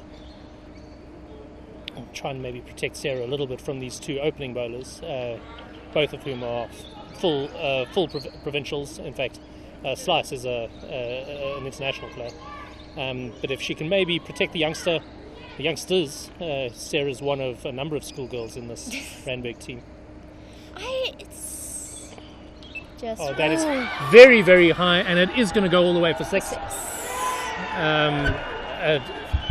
I mean, almost no effort put into that at all, and just looked pinged like off that edge black widow even, bat. Yeah, I think it was a top edge. Yeah. Yeah. It's weird to think that Sarah's a youngster in this side, because she's definitely not a youngster when it comes to the school team. Always joke around saying she's the granny of the team. I think being the oldest in the whole school, in fact. Oh, really? Yeah, I think so. No, she's in matric now. Do you have any idea what she's doing next year? No, I actually don't. I'm sure her plans do include taking her cricket to as high a level as she possibly can. She would certainly be hoping to be the recipient of a CSA contract at some point in the next 3 or 4 years. Though we say that she hasn't been playing a lot of cricket this year because of her academics. She seems like she's put off a lot of games to just keep up with the hard work of matric. Yeah, I mean, priorities, huh? Yeah. But I'm sure she wasn't going to miss this game for the world, though, of that I'm certain. Well, also it's the middle of April holidays at That's the also moment. true. Yeah. Although I seem to be getting messages from my grade 11 in my vertical mental group complaining about how much work she has every day. So who knows what work Sarah's putting off. Sarah looking a lot more hesitant against the bowling than Sean Mayer has so far. But Ntozake, a very, very accomplished spinner. Just gives a little bit more air. And they're going to take a quick single. There's going to be an attempted run out at the non-striker's end, but Sarah does get there. With a bit of a fumble from Ntozake, not taking the ball cleanly. I don't know whether Sarah would have been out if it hit directly. No, I think she Certainly was looked quite safely in with that one. Straight away the field spreads with deep mid-on and Carl waiting for hopefully a miss hit from Mayers. Suddenly getting chilly. Yeah. This one though is played directly back past the bowler, couple of bounces and into the first across the short boundary and then into the boundary sponges. Yeah, who needs a shorter boundary when you have Sean Mayers around? It was good cricket because she could see that there was a player at mid-on, and she definitely consciously hit that as straight as she possibly could to take the player out of the game. No effort at all, just stroked back over Saka's head. Oh, this one does beat her. Not taken cleanly by Tibete behind the stumps, and could have been a chance there, I think. Yeah, definitely could have. I remember the last game we played against Sean. Now thinking about it, although I always say Sean is out caught, I think the last game she was out stumped. Johan, you saw the unusual for her. replay there. Was it a? Stumping chance. It was a stumping chance. Oh my word! Wow. Okay, so that's a big let off for Randburg. Played safely down the ground, Just for a where the captain Mapua does the fielding.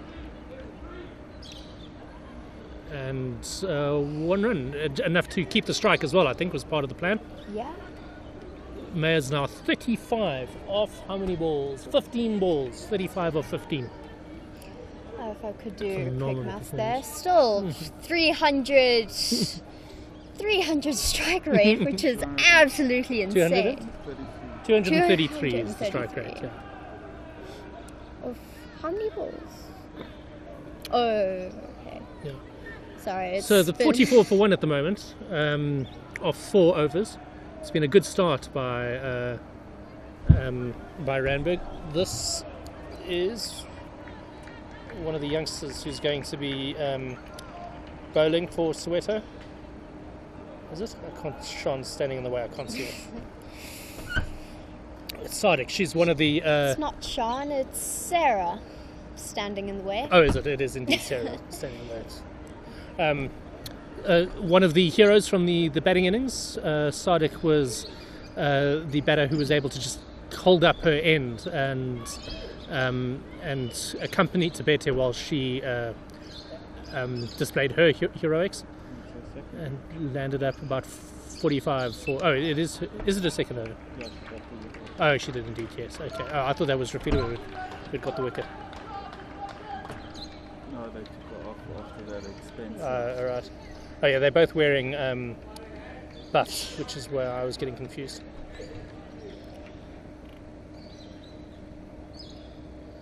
Umpire's not following COVID protocols, which is interesting in this match. I've noticed both Zubair and Sindian not with their masks on at the bowler's end. That will definitely be interesting with an umpire meeting after this, but it seems like they might be skipping that for this game. Yeah, I would assume that they are going to be standing in the second game. So slow that it hurts the soul. So apparently that's the way to get rid of Sean, is that to bowl it so slow that it hurts your soul. Was that another boundary there? It was indeed. So there's 8 runs off this over so far. And Mayers is now on 43. Randburg 52 for 1 of 4.5 overs. Yeah. Soweto beginning to feel the pressure here a little bit. They have a very vocal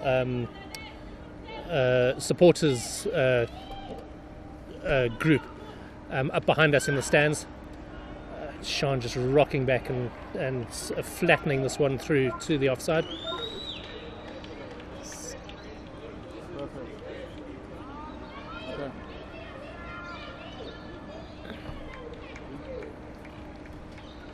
.53 for 1. So Sarah Nettleton now to face. The bowling of Sadiq. Unusual surname, Sardik. Ooh. Oh, well. Our colleague in Paul Matwane imploring Sarah, just get a single. So all you need to do, especially off this.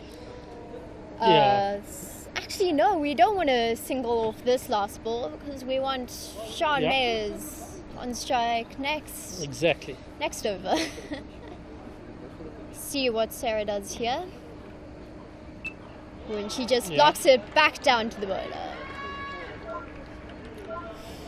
The wicketkeeper seems to be trying to hurry the Soweto side here a bit. Are they There might behind? be slightly... Well, they've had to chase so much leather that I wouldn't be surprised if they're slightly behind. The comparison really shows you how Soweto lit a rocket in the last 5 to 10 overs of their innings. They were 17 for 3 after 5, 36 for 3 after 10, and then 81 for 3 after 15 and 155 for 4 after 20. Phenomenal acceleration in scoring. But so by comparison, what did I say? 17 for 3 was Soweto, and Randburg now 53 for 1. Yeah, when was Soweto 17 for 3 though? After 5 overs. After 5, Yeah. oh okay. Yeah, they were very, very slow after they lost those early wickets. Sean having to settle for the single there, she just knocks it down to mid-on. So Sarah is going to come under a little bit of pressure here to be able to try and get herself off strike. All Sarah needs to do here, Sarah's only job here in this game is just to get Sean on strike and just relax from there. Watch the game from the non-strikers Yeah. end. Best place to be as a batsman.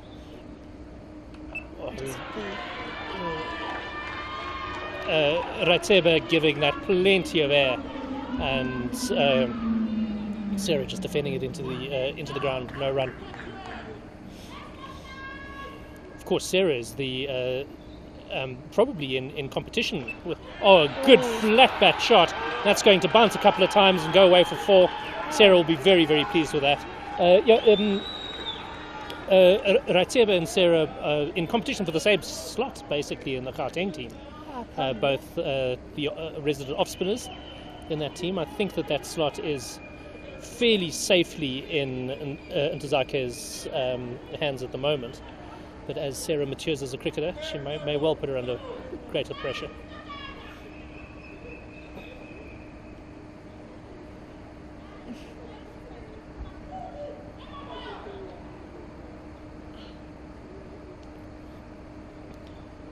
Another floaty delivery played into the offside and no run. 58 for 1 now.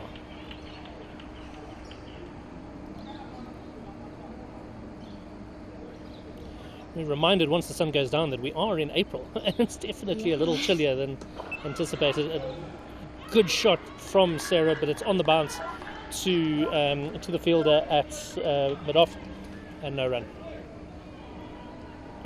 Today was 29 and did you think I would bring a jacket? No.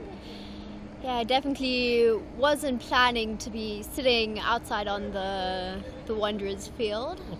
Haven't prepared that well. Yeah.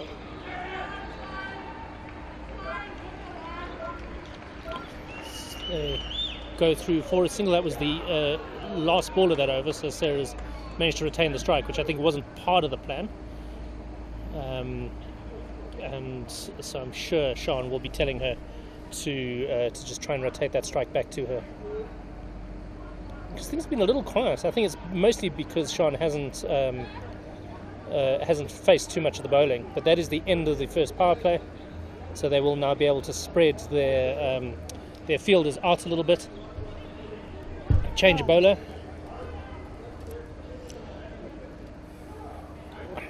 One of the younger players in the Soweto team, this lass, I can't remember what her name is though.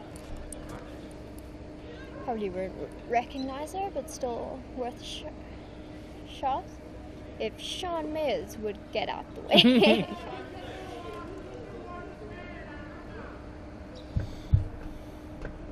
Oh, come on, Sean. Standing exactly in my view. There's no way getting around her either. So I have umpired this lady. She bowls very consistent seam, but quite slowly. So the keeper is standing up to her. Well, that's how, as I said earlier, that's how to go against Sean, but sadly Sean's not on strike at the moment. Actually, wasn't a terrible at Mabel Kazi's, the bowler. It wasn't a I mean, I said she bowled fairly slowly. She actually, I mean, there was nothing wrong with that pace at all. Yeah. When was the last time you umpired her? Is probably the question. About a month ago. It was. Oh, She was. okay. Well, in fact, much more recently than that, because of course, it was in. Oh, that's. One could almost say poor fielding. I think down here on the fine leg boundary, the semi-final. Oh, of course, pitch vision were there as well. Actually, I've forgotten that. Oh, flat batted out into the offside. Then Sean Mayer's on strike. Sarah's certainly batting with some intention now. She's on 12 off. The number of balls has just disappeared off the screen that I was looking at. But she's at about a run a ball, I think. Her 12. Yeah, and Sean May should be on strike for the next 3 balls. Let's see what magic she can pull out here. Seems to be a hold-up now. What's going on? Some discussion. Trying to place a fielder at deep mid-off there to their advantage in the vague hope that Sean is going to hit the ball straight down her throat. But she doesn't. She just knocks it into the offside. And for a change, a dot ball to Sean May. Wow, that's interesting. I should probably know this because of my umpiring, but how many are allowed out for T20? 5 out. 1, 2, 3. So the trick is to count who's in, and there should be 4 in. Good fielding there at mid-wicket, and another dot ball. And Sean is forced to scamper back, and it is indeed another dot ball. Slight pressure building, I suspect, for Randburg here. Run rate required is 7, so the run rate achieved is 9.4 at the moment. But 7 for 13 full overs is not easy. 92 runs required. Definitely going to be an interesting match by the end of this. Might get really tight here. I think it's going to be very, very tight, yeah. Because I do think that Sean at some point is going to hold out. Oh, you can just hear that sound again. The crack of the bat, and it's fielded off her own bowling by Mabel Kazi. And the end of a very, very good over. Yeah. 1 over for 5 runs, which, considering she bowled 3 or 4 of those balls to Sean, is very good going. Yeah, it's definitely weird for Sean to have 3 dot balls in a row. I can just hear my coach shouting from across the field, 3rd strike, and you're out. And on that note, you and I have to go to a meeting, actually. Oh, do we? Yeah. Already? Yeah, maybe we can do 1 more over. 1 more over, why not? Well, I suppose we're only 5 minutes from our meeting venue, so maybe we can do 2 more. Slice in again, giving it plenty of air and dropping it on the money. And Sarah Nettleton can just defend that into the offside and no run. One of 2 Nettletons in this Randburg team. Her elder sister Hope is 12th man today. Yeah, do we know why Hope isn't playing at the moment? I don't know. I think as a senior member of the team, it was probably an opportunity to give this experience to some of the youngsters. Probably, but even then, she didn't play in the semi-final either. Yeah, she you're was right. 12th there as well. Sarah trying to just clear her front foot, but all she can do is just play it out into the onside. Someone has got a very good arm on themselves there. I can't make out who it is. Soweto, everyone has a good arm here. A really good throw in from the deep. Spot on to the keeper. It's speaking of the keeper, she's now moving the mid off slightly straighter.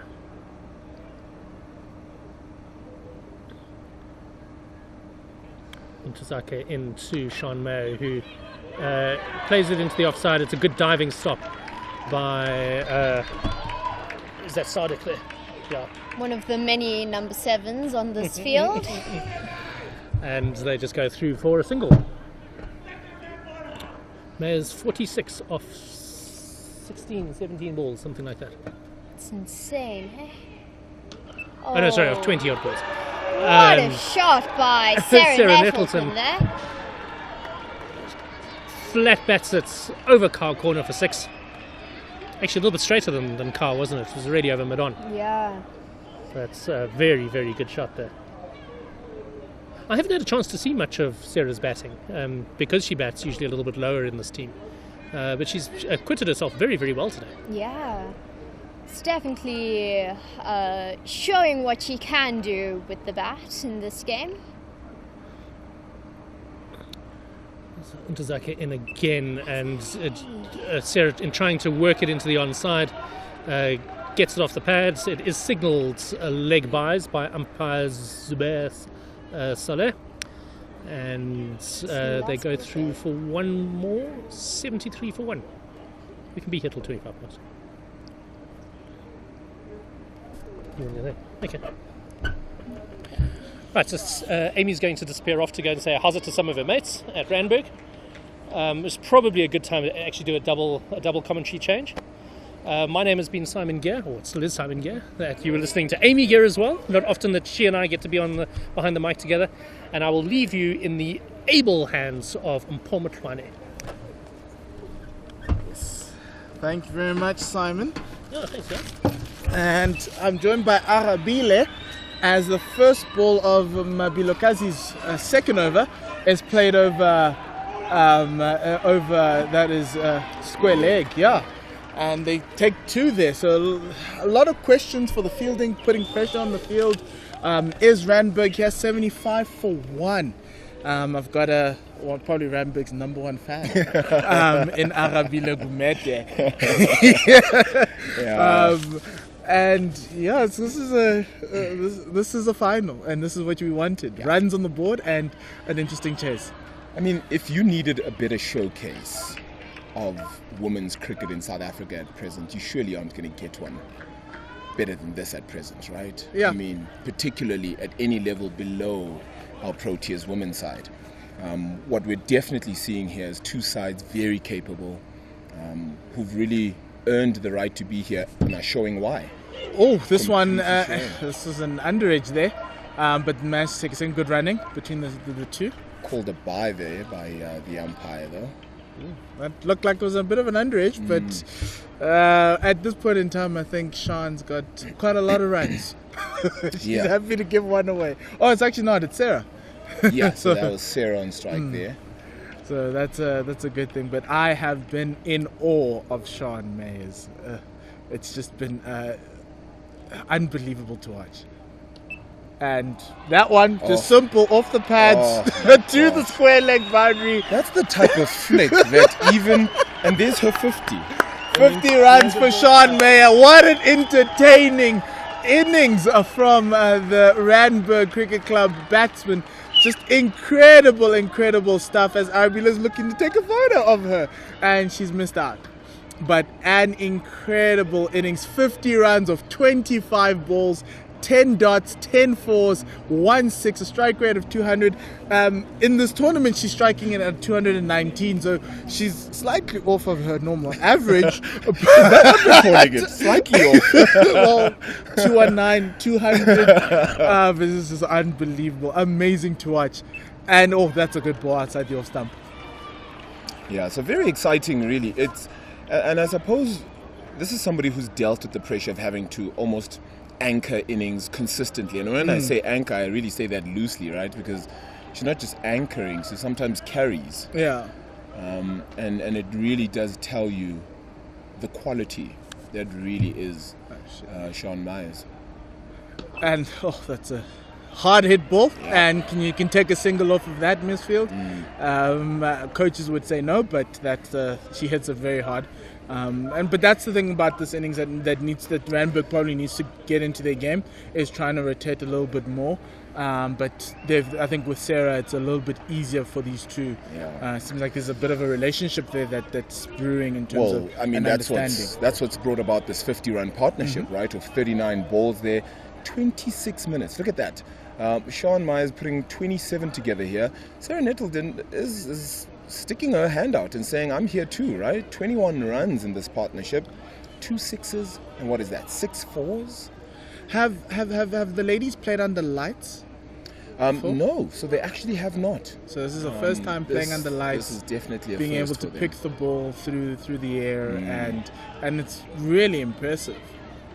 Because I think that was one of the questions of, have they actually, because this is a new facet of the game, because it's late afternoon, early evening, and the ball ring is in its beauty, all its glory. Paul, one of the questions I suppose is perhaps sat on my mind for a little bit is just really with regards to whether the dew plays any factor at a time like this. Particularly because it's not necessarily racing through, but one could imagine that at a time like this, the air gets a little bit thinner as well. Does that change anything, do you think? I think from a bowler's perspective, we see Kineone Masoko bowling in there. Great quick single taken. It would be a factor, but I don't think there's a bit of dew here to affect. But in terms of handling the ball, that could work. And I think that's probably one of the only conditions, obviously playing under lights at night, that do come into play. We're heading into autumn, so I'm not sure if the ground will still give us a little bit of dew right now. It doesn't look so, which makes it an even fairer contest, because you don't want the inability to be able to control and be able to grip a ball being one of the reasons why one team gets the advantage or not. That's a wide ball. Kineone would not be wanting to do that a lot, because he's just adding on. They've done well with the extras 5. Randburg really struggled with the extras with the 13 wides there, but obviously Nonkululeko Tabete was in full flight as well. Yeah, especially towards the latter end of the innings, and I suppose what Soweto have kind of gotten a grip of in their innings here, or their sort of defence of their total, is really just the spreading of the field. And you saw, one might want to call it a little bit of a greedy stance then from Randburg, having picked up the passing. Considering how quick this ground is, that's one thing you don't want to be doing, is chasing the ball downhill here. That's for sure. Yes. So far it's over 3 runs taken off of it. Obviously 2 legitimate balls after that. There is a sweeper that's gone out, and that sweeper is brought into play, but it's still too good a hit from Sean Mayers, and that is a 1 bounce 4.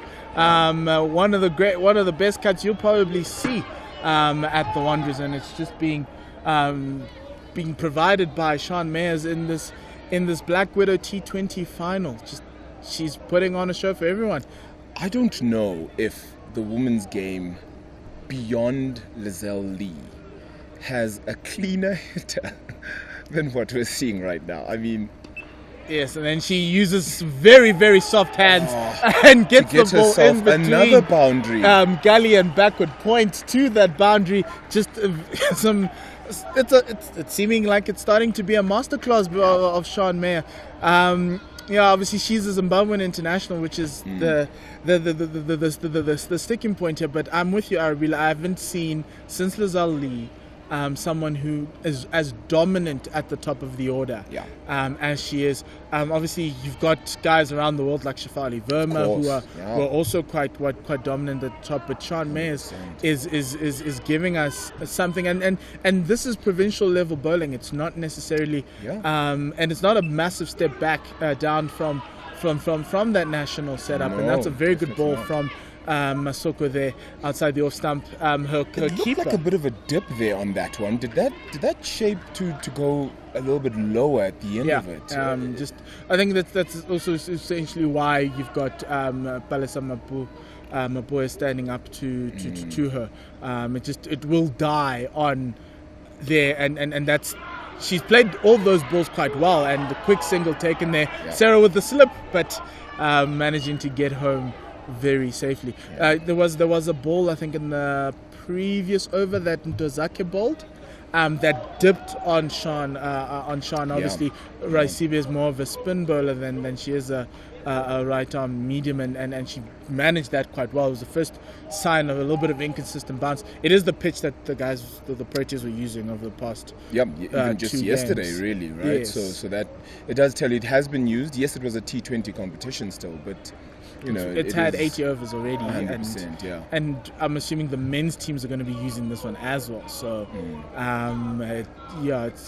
it might present an interesting prospect for the guys, because you'll have had 120 overs on this one wicket, but we've seen 150. We've now seen over 250 runs in this game, which is incredible, isn't it? I mean, if you put it that way, and we 10 overs away here from 63 getting any sort of needed to win. result. 60 balls remaining, and Sean Mayers is still there at the top. And with her there, I mean, Randburg probably sees themselves as having more than just a chance of winning, right? They're in the pound seats right now, and start one straight to the fielder there. A very good bowling from Emihle Mabilokazi. Starting her third over. I think if you look at Mabilokazi, she has only bowled in the 2 matches, taken 1 wicket, has an economy of 6.8, and right now she's right around 6. So bowling within within herself, you would say, and her abilities there, and a great single taken, and that's what this spread out field gives you singles. Yeah, and considering where the score is at present, these singles are possibly the best thing, right? And I think you've gained at the top. You've been able to hammer through, if you want to call it that, and now you have the chance to just nudge it around, get yourselves comfortable to with wickets in hand, and it's a power lineup that Randburg have as well. So beautiful hands there, and single to the striker. The non-striker's in the misfield. Misfield there, and they get through for 2. Yes. Just a great hands from Sarah Nettleton, and great presence of mind to call the run back in. She's not running blind, and Shane obliging really well. These are free runs that Soweto do not want to give away, and seemingly it's happening. And the great thing about these two, they're putting pressure on the field. Scoreboard pressure is also giving Soweto a little bit of angst there, and it's a wide. That one, and that tells you kind of what the pressure does. Right now she feels like she completely has to go wicket to wicket here, no choice but to be as accurate as possible, and you give away 1, you bring that equation much closer, and you make it a lot more difficult for yourselves. I think Soweto would probably feel like they put a lot on the board, and it's a winning score, but you've got a power-packed team like this. This one pulled 2 square leg, great fielding on the boundary, looking for a second. It's a mix-up, and they make it through. Get through with the throw going way over the head in between the middle there, between these two. They probably need to calm down. They need to breathe. 56 or 57, Soweto needs a bit of a timeout just to regroup and get themselves 68 runs as well, so you don't want to throw that away, right? Yes, you don't want to leave it to someone else. And this one is pulled straight to the sweeper. Now that would definitely be a 1. And that brings up the 100 for Randburg, 100 for 1 after 5 balls into the 11th over, which is you're moving into 200-run territory here, but they only need 56 to win, or 55 balls. It's not as easy as it seems, and that's what. A ball is easier than the 7.8 they required at the start of the innings, right? So. That's a beautiful shot. From Sean, absolutely smashing it to the boundary there, the extra cover boundary. It's very. I mean, her shots just vary, right? They go from straight down the boundary. Straight down, rather, over the bowler's head. She's flicked over her legs, over square leg, that is. Extra cover has been her bread and butter. So too has point, actually. In front of point, she's done that quite nicely too. But it's very tough. It's been very tough for Mabilokazi and also the Pioneers bowlers, because where do you bowl to her? You're going to try. It probably a block hole kind of works. You want to try and get her out. She probably has been caught out. I think she's been caught out. 4 times in this tournament. So it's one of those situations where you kind of need her. You need Shane to give you those opportunities. You need to take them. Yes. And today she hasn't given None at people all, any opportunities, and that's the tough part about this, is that you do need to try and get it. There's no margin for error here, as we see Kineone Masoko with that. That is the ball that you're looking for, but it's bowling to Sarah Nettleton, who missed that completely. So nothing to worry about. They're probably going down leg, but those are the dot balls that are very important right now. And you kind of want a little bit of a build-up of dot balls in an over to put the pressure onto Randburg. But Randburg, on the other hand, just need to just keep it going, just turn it around. They've officially gone below 6 and over, right? That is required. So that kind there of we go, lovely and hands. that's the singles that you need, putting pressure on the fielders, the mistakes seemingly coming to the fore. What you don't want to see, though, from the Soweto Pioneers players and fielders is a drop of heads. They're still in this. Yes, Randburg does have wickets in hand, but you kind of just squeeze and squeeze and squeeze until the very end. T20 is a really crazy game, right? And anything can happen right through to the end here. Kineone Masoko in again. Lovely hands, easy to cut to the fielder on the ring. There is the third man's in on the ring and the backward points there as well. And Sean has found that fielder there, and she's asking for a new bat. She's probably just... I actually think it's new gloves, if I'm not mistaken. I mean, I wonder how That's many... taken a hammering. They certainly have, right? Yeah, it does seem like it's gloves that she's asked for there. That's Masoko will probably try to get as little as possible. She needs to bowl it taken straight. off here, yeah. Oh, and that's not going to a help full her. toss. Oh, but Great fielding there. at square leg. Absolutely great And that fielding prevents from 3 square runs leg. from being accrued. Randburg still need 50 or 51. Yep. But boundaries need to be at a minimum for Soweto to keep themselves in this game. It's just... You'd think putting 155, you'd think that maybe you have it in you, and they still are in this. They just need to believe that they can do this. They need a bowl to the fields, and you've got long on and long off, which tells me that you need a bowl off and middle, and do not stray from that. And it's this one's down leg side, and they take a quick single. It's easy running now for this Randburg pair. This looks like... And one would definitely look at this and just think, this is the kind of real, shall we say, experienced cricket that you kind of see from teams or want to see from teams, knowing that you don't have to continue to just keep chasing and hammering the ball, that you can just take the singles. Yeah, Run game down, management. run it down, That's what you want. 100%. Oh, that's a beautiful ball from Masoko to end that over. Sarah will be a little bit angry at herself for not getting bat onto that, but there is a bit of a drinks break here, or a changing of the gloves, and just for Sean, who has been on 68, just a power packed 68, and you've got the Randburg at 108 for 1.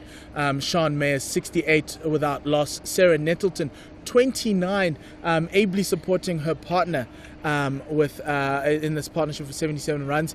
The score line right now, the most important one for you all who are watching us, is that 48 balls remain, 48 to win.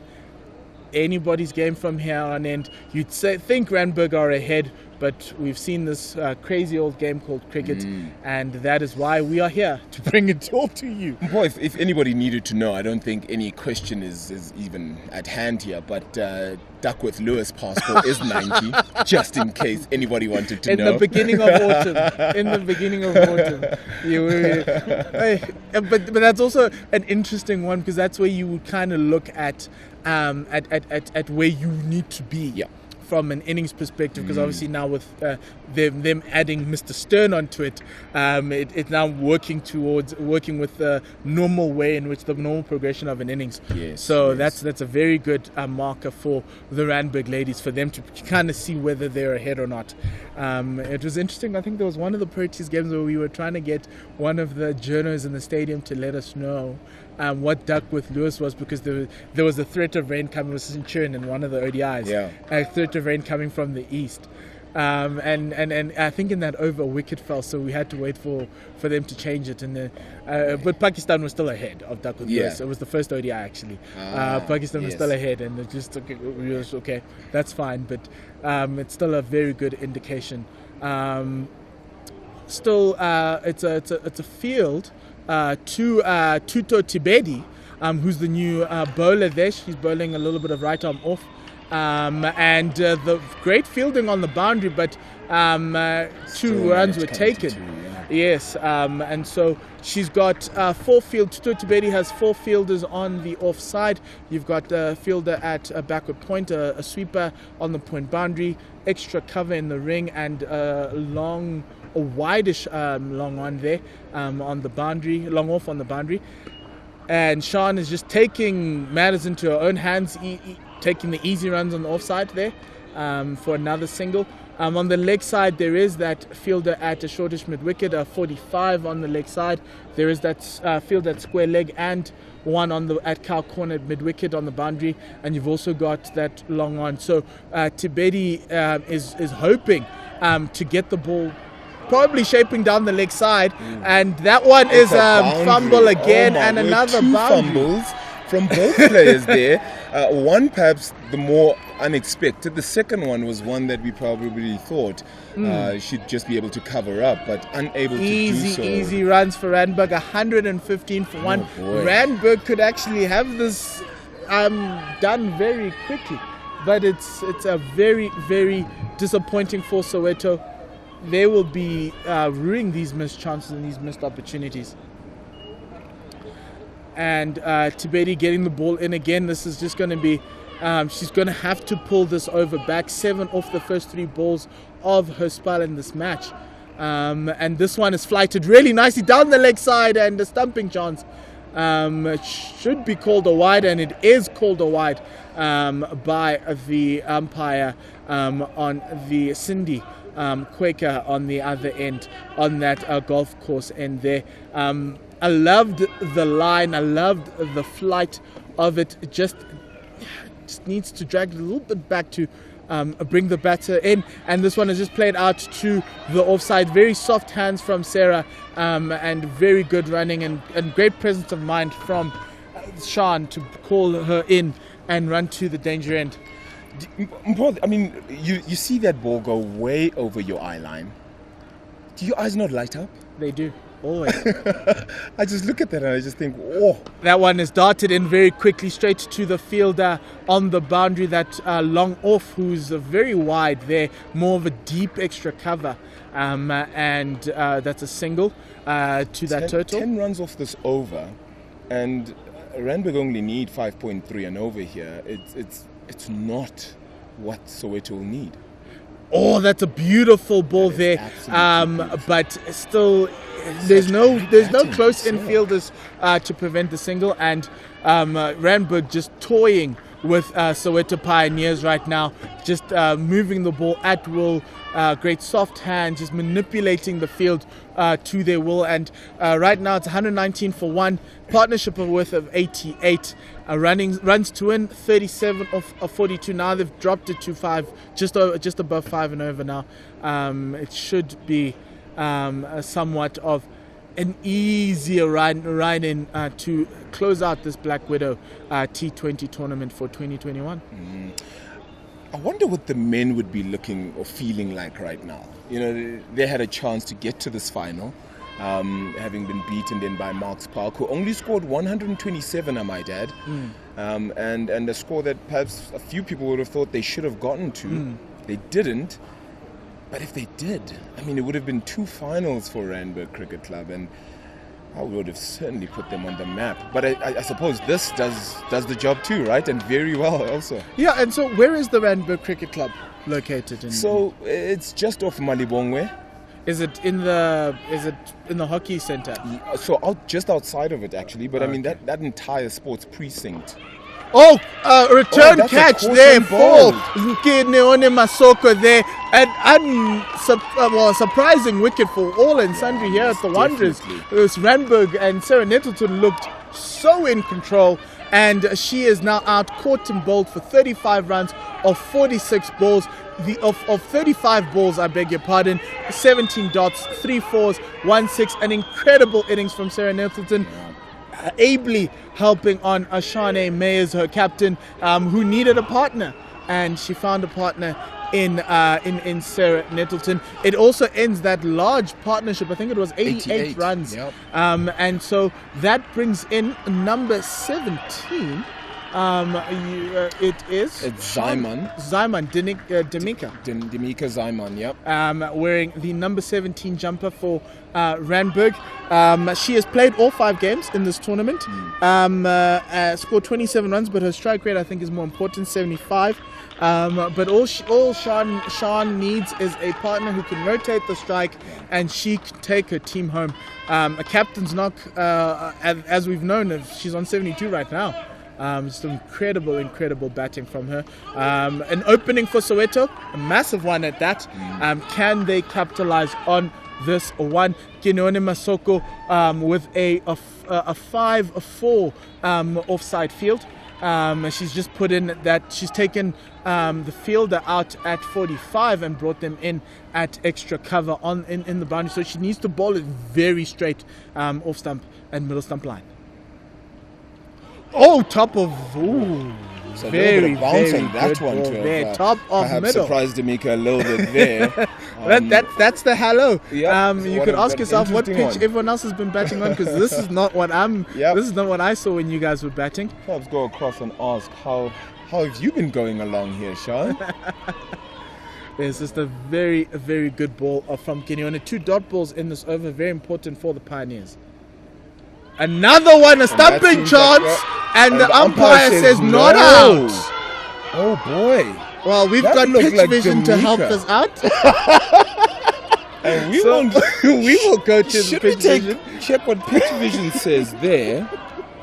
We are looking for you, and she's out of a crease, and Oh, and definitely that is gone. it's supposed to be a wicket. That is It's gone. supposed to be a wicket there, and just unlucky for the Soweto Pioneers.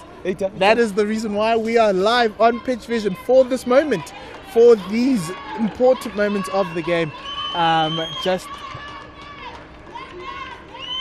an unlucky chance, just missing out there, the Soweto Pioneers. No, we can't quit now. So, Okay, after all. no, after the game. Okay. And we've got Kineone Masoko just doing an incredible job bowling in this over, and that's another dot ball there. A very good over from her here, really to just hold it back in. You know, I think 4 what dot needs to balls in happen an here over. is that Right. none of the Randburg ladies should be too worried. You know, and consider that, of course, this was going to happen at some stage. You know, you don't just roll over a team that has really gone to this final and owned, the reason why they Randburg got still here. have some batting in them. This is a leading edge over the top and dropped by the fielder at point, and it's that running is all the so way to close. around boundary. They will take 2. Just another chance. You have to take your chances in this tournament, Oh, especially in the man. final. It's But getting tense by the seams of it, right? it is, Oh, and that boy. is why we love it. Kineone Masoko bringing her team back into it. 37 needed of 35 at the start of this over. They needed 30. way. The They other needed way. 37 or 42. Yep. Um, So now it's 35 or 37. Yep. Yes, and Randburg's in a little bit of a spot of bottom. I'm sure Sean would want to get to the other end, but but with there's one one ball ball left left. here, You should just probably need to block this one out. Yeah. And they're taking the single. Can they take the 2? No. So that puts Demika Zyman on strike in the other over. Soweto will be loving that option, because that gives them an Preferable for opportunity to them. bowl a few more dot balls and bring this game back into their half of the result. But just an incredible over from Kineone Masoko. She took a wicket there for 3 runs as well. That stumping chance will be a controversial point towards the end of the match, after this game, but just a intriguing and an interesting over, very good over from them there. And yeah, so now who next will they be bringing on? Sure, it gets more and more tense. Look, let's not forget that Demika Zaiman did come off a very well-earned 60, where she left the field retired hurt. And it was just because she hadn't batted that long before. So it was a very good 50 that she had batted off a while ago. Not in the T20 competition, but certainly in the 35 over one. And showing you that she's no slouch with the bat, perhaps just needing a little bit more time. And with 6 overs to go, perhaps time not fully on her side at this stage. Time isn't on her side, but she doesn't need to get the 60. She just needs to get her batting partner on strike, her captain on strike, the batter who's on 72 runs and counting, and one who has been a joy to watch for this crowd here at the Wanderers. And we've got Tibeti in again. This one's up in the air from Zaiman. It's dropped. Oh, bounces just in front short of that fielder at a point boundary there. Deep square leg. Yeah, actually, deep square leg if I'm actually. Yes. mistaken, yeah. And we've got Sean. Well, the most important thing, it's got Sean on strike. Yep. And so that is very important here for Randburg. It's actually Nchabeleng who's the bowler. Dieketeng Nchabeleng. She has taken 2 wickets in this tournament, bowls an economy rate of 2.33. That's what Soweto Pioneers are going to be wanting from her. And now she's pulling in that fielder who was at third man on the boundary, now is in the circle. And they've got 2 fielders outside at long on and long off, as well as 2 on the leg side. But Sean doesn't care about the leg side. She's all looking for offside, and that is a monster catch. She just thread a needle right there, because the 2 fielders, one at sweeper and the other one at point, was supposed to block that off in some way Yes, or other, but there was that spin, and it was went beautiful. pacey. Yeah, absolutely. Great timing there from Sean. The thing about not facing a lot of balls and your partner taking a lot of strike, you also kind of get a little bit cold. But she isn't cold. She's still red hot. 76 and counting for Sean. Nchabeleng needs to bowl it a lot straighter. Her field is requiring her to bowl it straight. She is not. She is bowling it slightly wider. Hopefully this one is a better ball. Oh, that's a much better ball. A dot ball, they'll take that. A little bit of a back of a length there, and hitting high up on the bat there. Perhaps Sean trusting herself a little bit to kind of keep the strike a little But bit. wouldn't you want to? Well, make definitely. Sure? If I'm on 76 off 42 odd balls there, I definitely would want to keep and maintain strike, and maybe even get this over and done with before the 19th or 20th over, right? Yes, that would be a massive statement of intent there from Sean. Lovely punch off the back foot there. And go shot the stumps off the bails, go off, and they're managing to take 2 there. The second. That's helped them. Soweto will find themselves unlucky there. Great shot this time. Sean was back at the time, but obviously with the bail coming off, you're going to have to remove the entire stump on its own. And she makes it in very comfortably there. So 2 runs off of that. Most importantly for Randburg, Sean Mayers is on strike. 78 there now from, I think, 47 odd balls or so.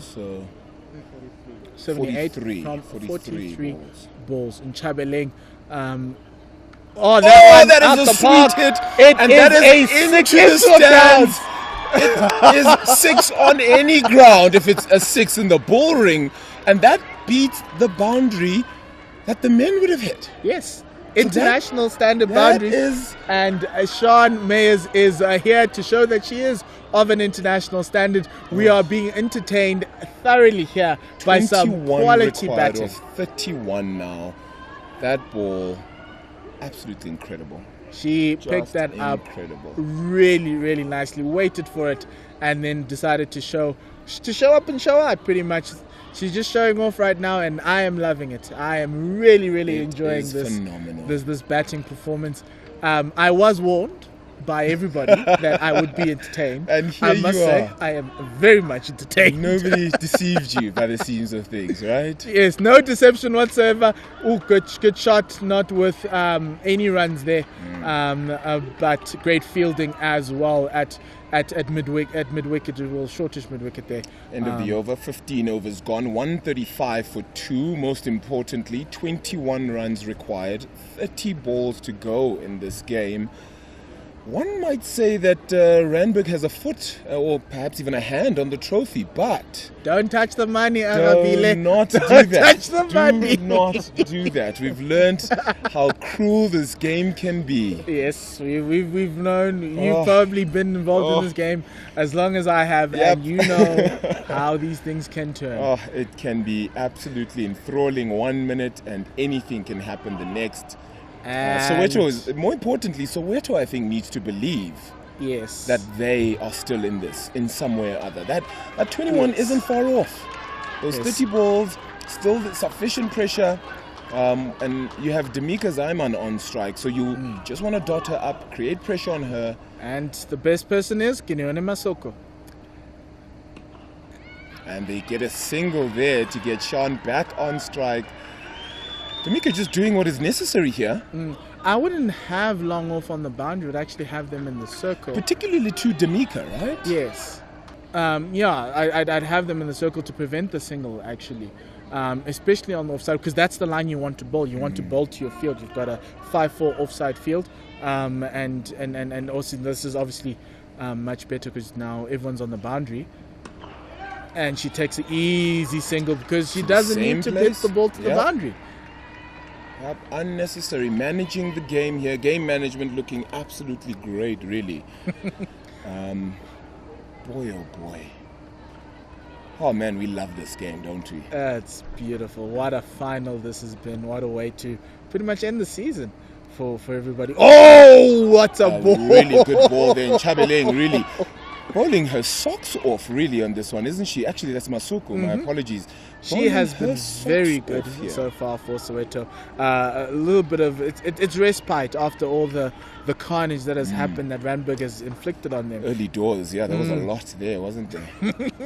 17 of Moncho's over, so It's down the leg side, just missing her line there a lot, and it's just easy for Look at two- Zaiman to take that single. Great backing up there from the fielder there at deep mid wicket to back up the fielder, the teammate there. So that's some good presence of mind there. So something that you would applaud as a coach, even in these very tense moments and these pressure I moments. The must pressure is say, I'm telling. really looking at Soweto's demeanor in the field, and they're still up for the challenge, and I really That's like a that. beautiful ball, Oh, that is beautiful great. ball. Dot ball there to end the over, putting Demika back on strike. Got one more ball left. Is there one more? Yes, one more Masuko Okay.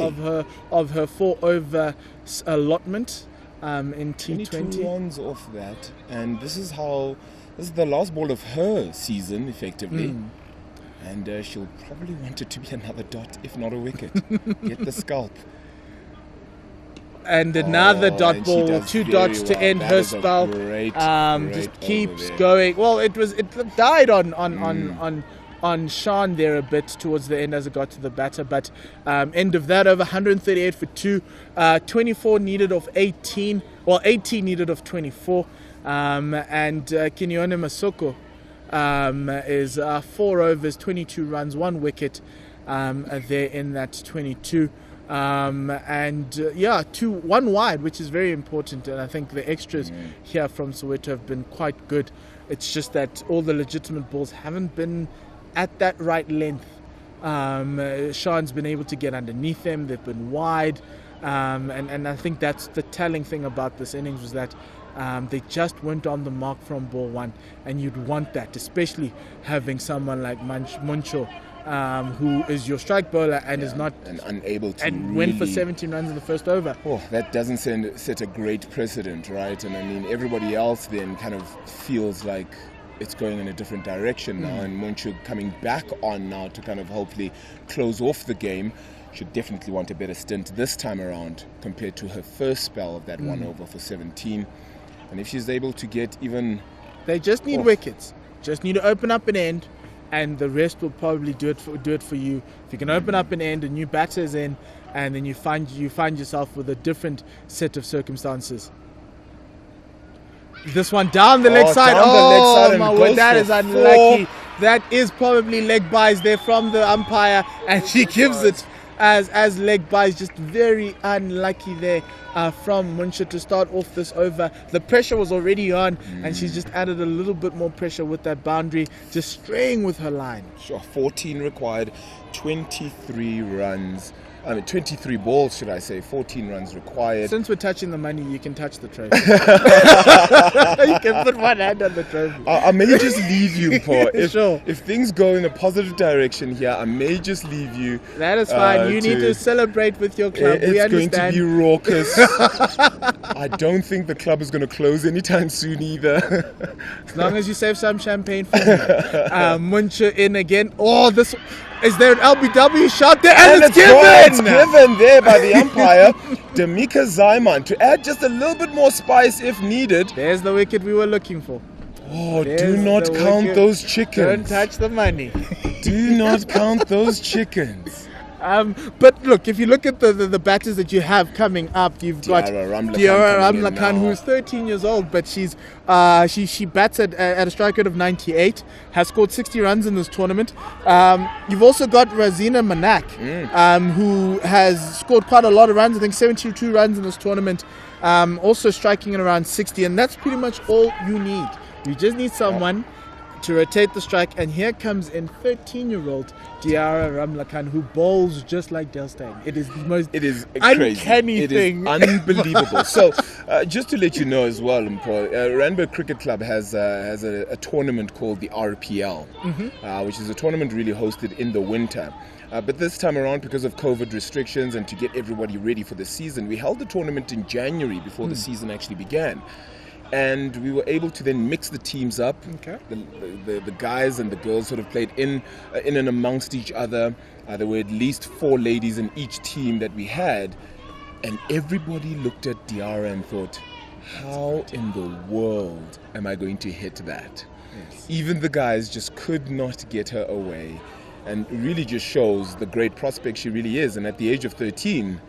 I'm Boy. looking at that 2023 Under-19 World Cup, Oh, and man. if Denisha is watching this somewhere across the Atlantic, if you're flying back from Bangladesh or the Pacific, this is probably one girl that you need in your side. Is that an edge? No, it's not. Needed to win. There is She'll this. remember this when it's a World Cup final. Unbelievable. She'll remember this The moment. pressure. Yeah, but that's how you learn. Were This you is in such a pressure situation, boy, at the age of 13? well. I was still playing whatever it is under 13, and I thought it was pressure. Drive! Great Beautiful drive drive. Great presentation of the bat. Is And it it's a a run no. out? Not a And run out not at given all. out Sean's by still the in. umpire. Sean is still in.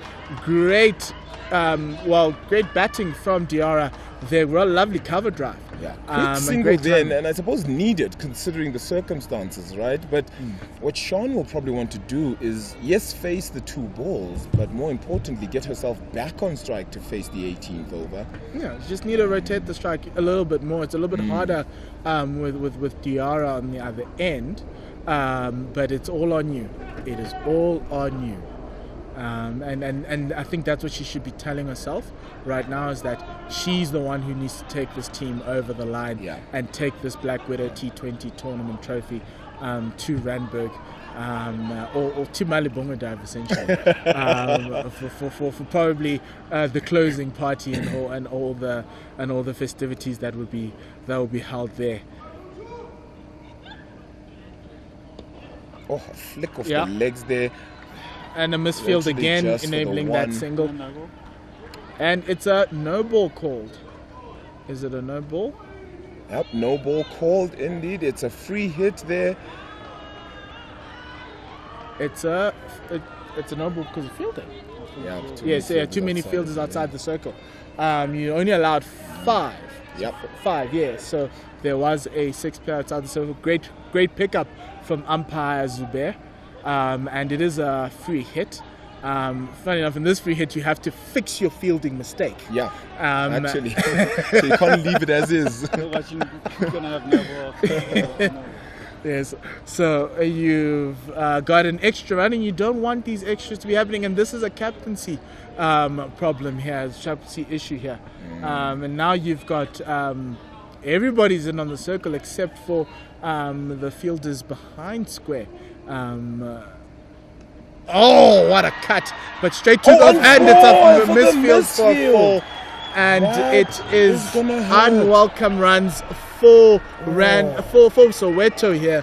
Just Not some what was mistakes. needed for Soweto Pioneers in a time when they've applied enough pressure, they've created the atmosphere that anything can happen. And you release it, just like that. Oh, And that's the. And as the crowd that was brought in by the start Randburg saying cricket to telling us that the tap must be open. So I don't know which tap they're talking about. I'm sure it's there's the a runs tap, tap. sitting at Randburg awaiting things. I can tell you right now. The tap of runs is open, but just unbelievable. The mistakes just piling on, and Soweto will be ruining all their chances. Bobo Vulega. Oh man, this game. Yes, Muncher in with one ball remaining and over. Caught and balls. balls. Diarra Caught and balls. gives it straight back. And most importantly, boy. the new batter comes in with Shane on the non-strikers end for Randburg. And that now brings in Rachel Langley. She strikes the ball at 129. Yep, the big hitter. A high score of 26. She scored that 26 or 15 balls in that semi-final against the Wanderers Chariots. So she's in a little bit of form. I don't know. I think the last thing was about a couple of weeks ago. But in this format of the game, I hope you don't mind. I unfortunately am going Yes, to leave you go at a time like and this. I think I've celebrate. become a little too nervous to actually get the rest of this. But 7 runs to go, 18 Thank you runs. very much, It's been an Arabile. absolute pleasure commentating this part of it with you, and hopefully we'll do it next time as yes. winners of the Black Widow T20 Championship. Well, you're 7 runs away, 18 balls away. We'll bring in Tepo for a bit. He's been watching the back end. We've got Tepo Taela here. We've been watching the back end of this tournament. What do you think of the quality of cricket? This was some really good cricket. Hello everybody, it's good to be here on the stream. Tepo, we've had over 300 runs. I literally saw Today. Maz is sitting on 86. 86? Yes. She looks like she's been flying at the top of the innings here. Looks like I missed quite a fireworks show, but I did not miss the 1-6 that went into the stands. That was huge. That was massive. Very, very big. And Shanae was going to commentate with us earlier this year. Oh. Sean, yes. She was probably one of our commentators on For on the one of the SAR. yes. For for the so ladies' she is well known to Simon and everybody, and Amy, and she's just an unbelievable hitter. Even outside of Lazaldi and Shafali Verma, you have not seen. I have never seen yeah. someone so dominant at the top of the order as she has been. And you've got Khomotso Rapu, also one of the women who was selected in the Women's Super League, and that ball's played out for 4 runs. Some poor fielding from Soweto continuing, and they're piling on their misery for themselves. 3 runs to win now remaining for this Randburg side. Sean Mayers is now on 90 not out, and there's a bit of so it's 153 for 4. There's a little bit of confusion out there in the middle. An unfortunate misfield there. Unnecessary runs let go. What? They've cancelled the 4. Oh, cancelled then. Yes, the 4 has been cancelled. So it'll just be a single. They didn't take a single actually. Sean just stood on the other end. So we're back to 7 runs to win, as the umpires are going to come in to have a bit of a discussion about what transpired over there. As we look here on pitch vision, There were 2. Was it 2?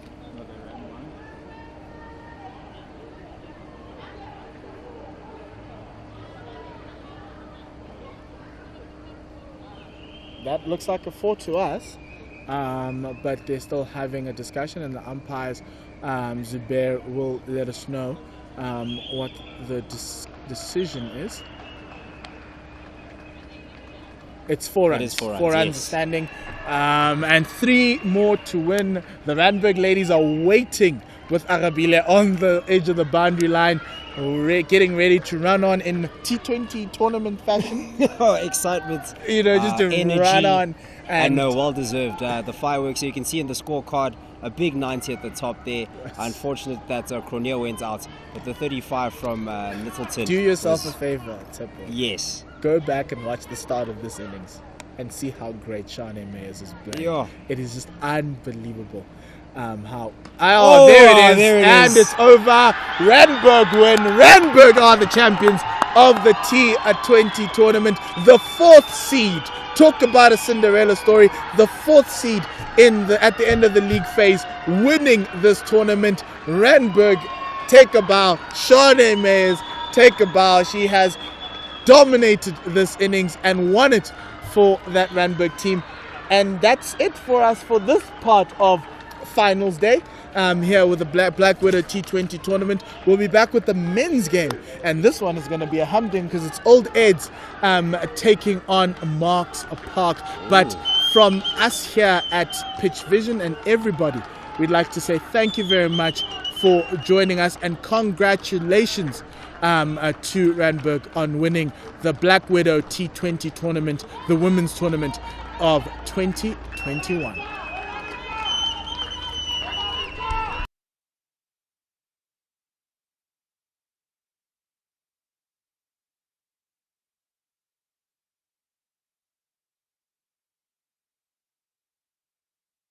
I'm just gonna see what's inside that Nando's packet. Okay. Sure. How many people did you cater for, Johan?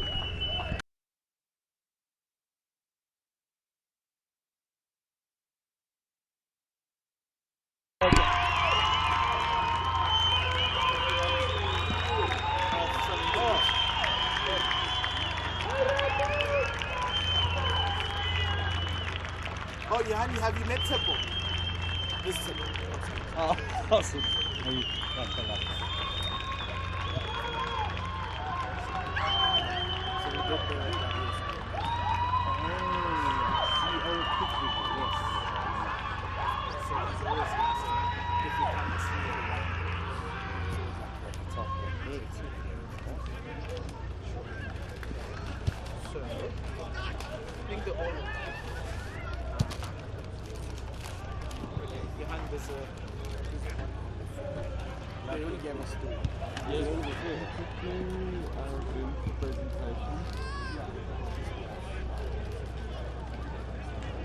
Yeah.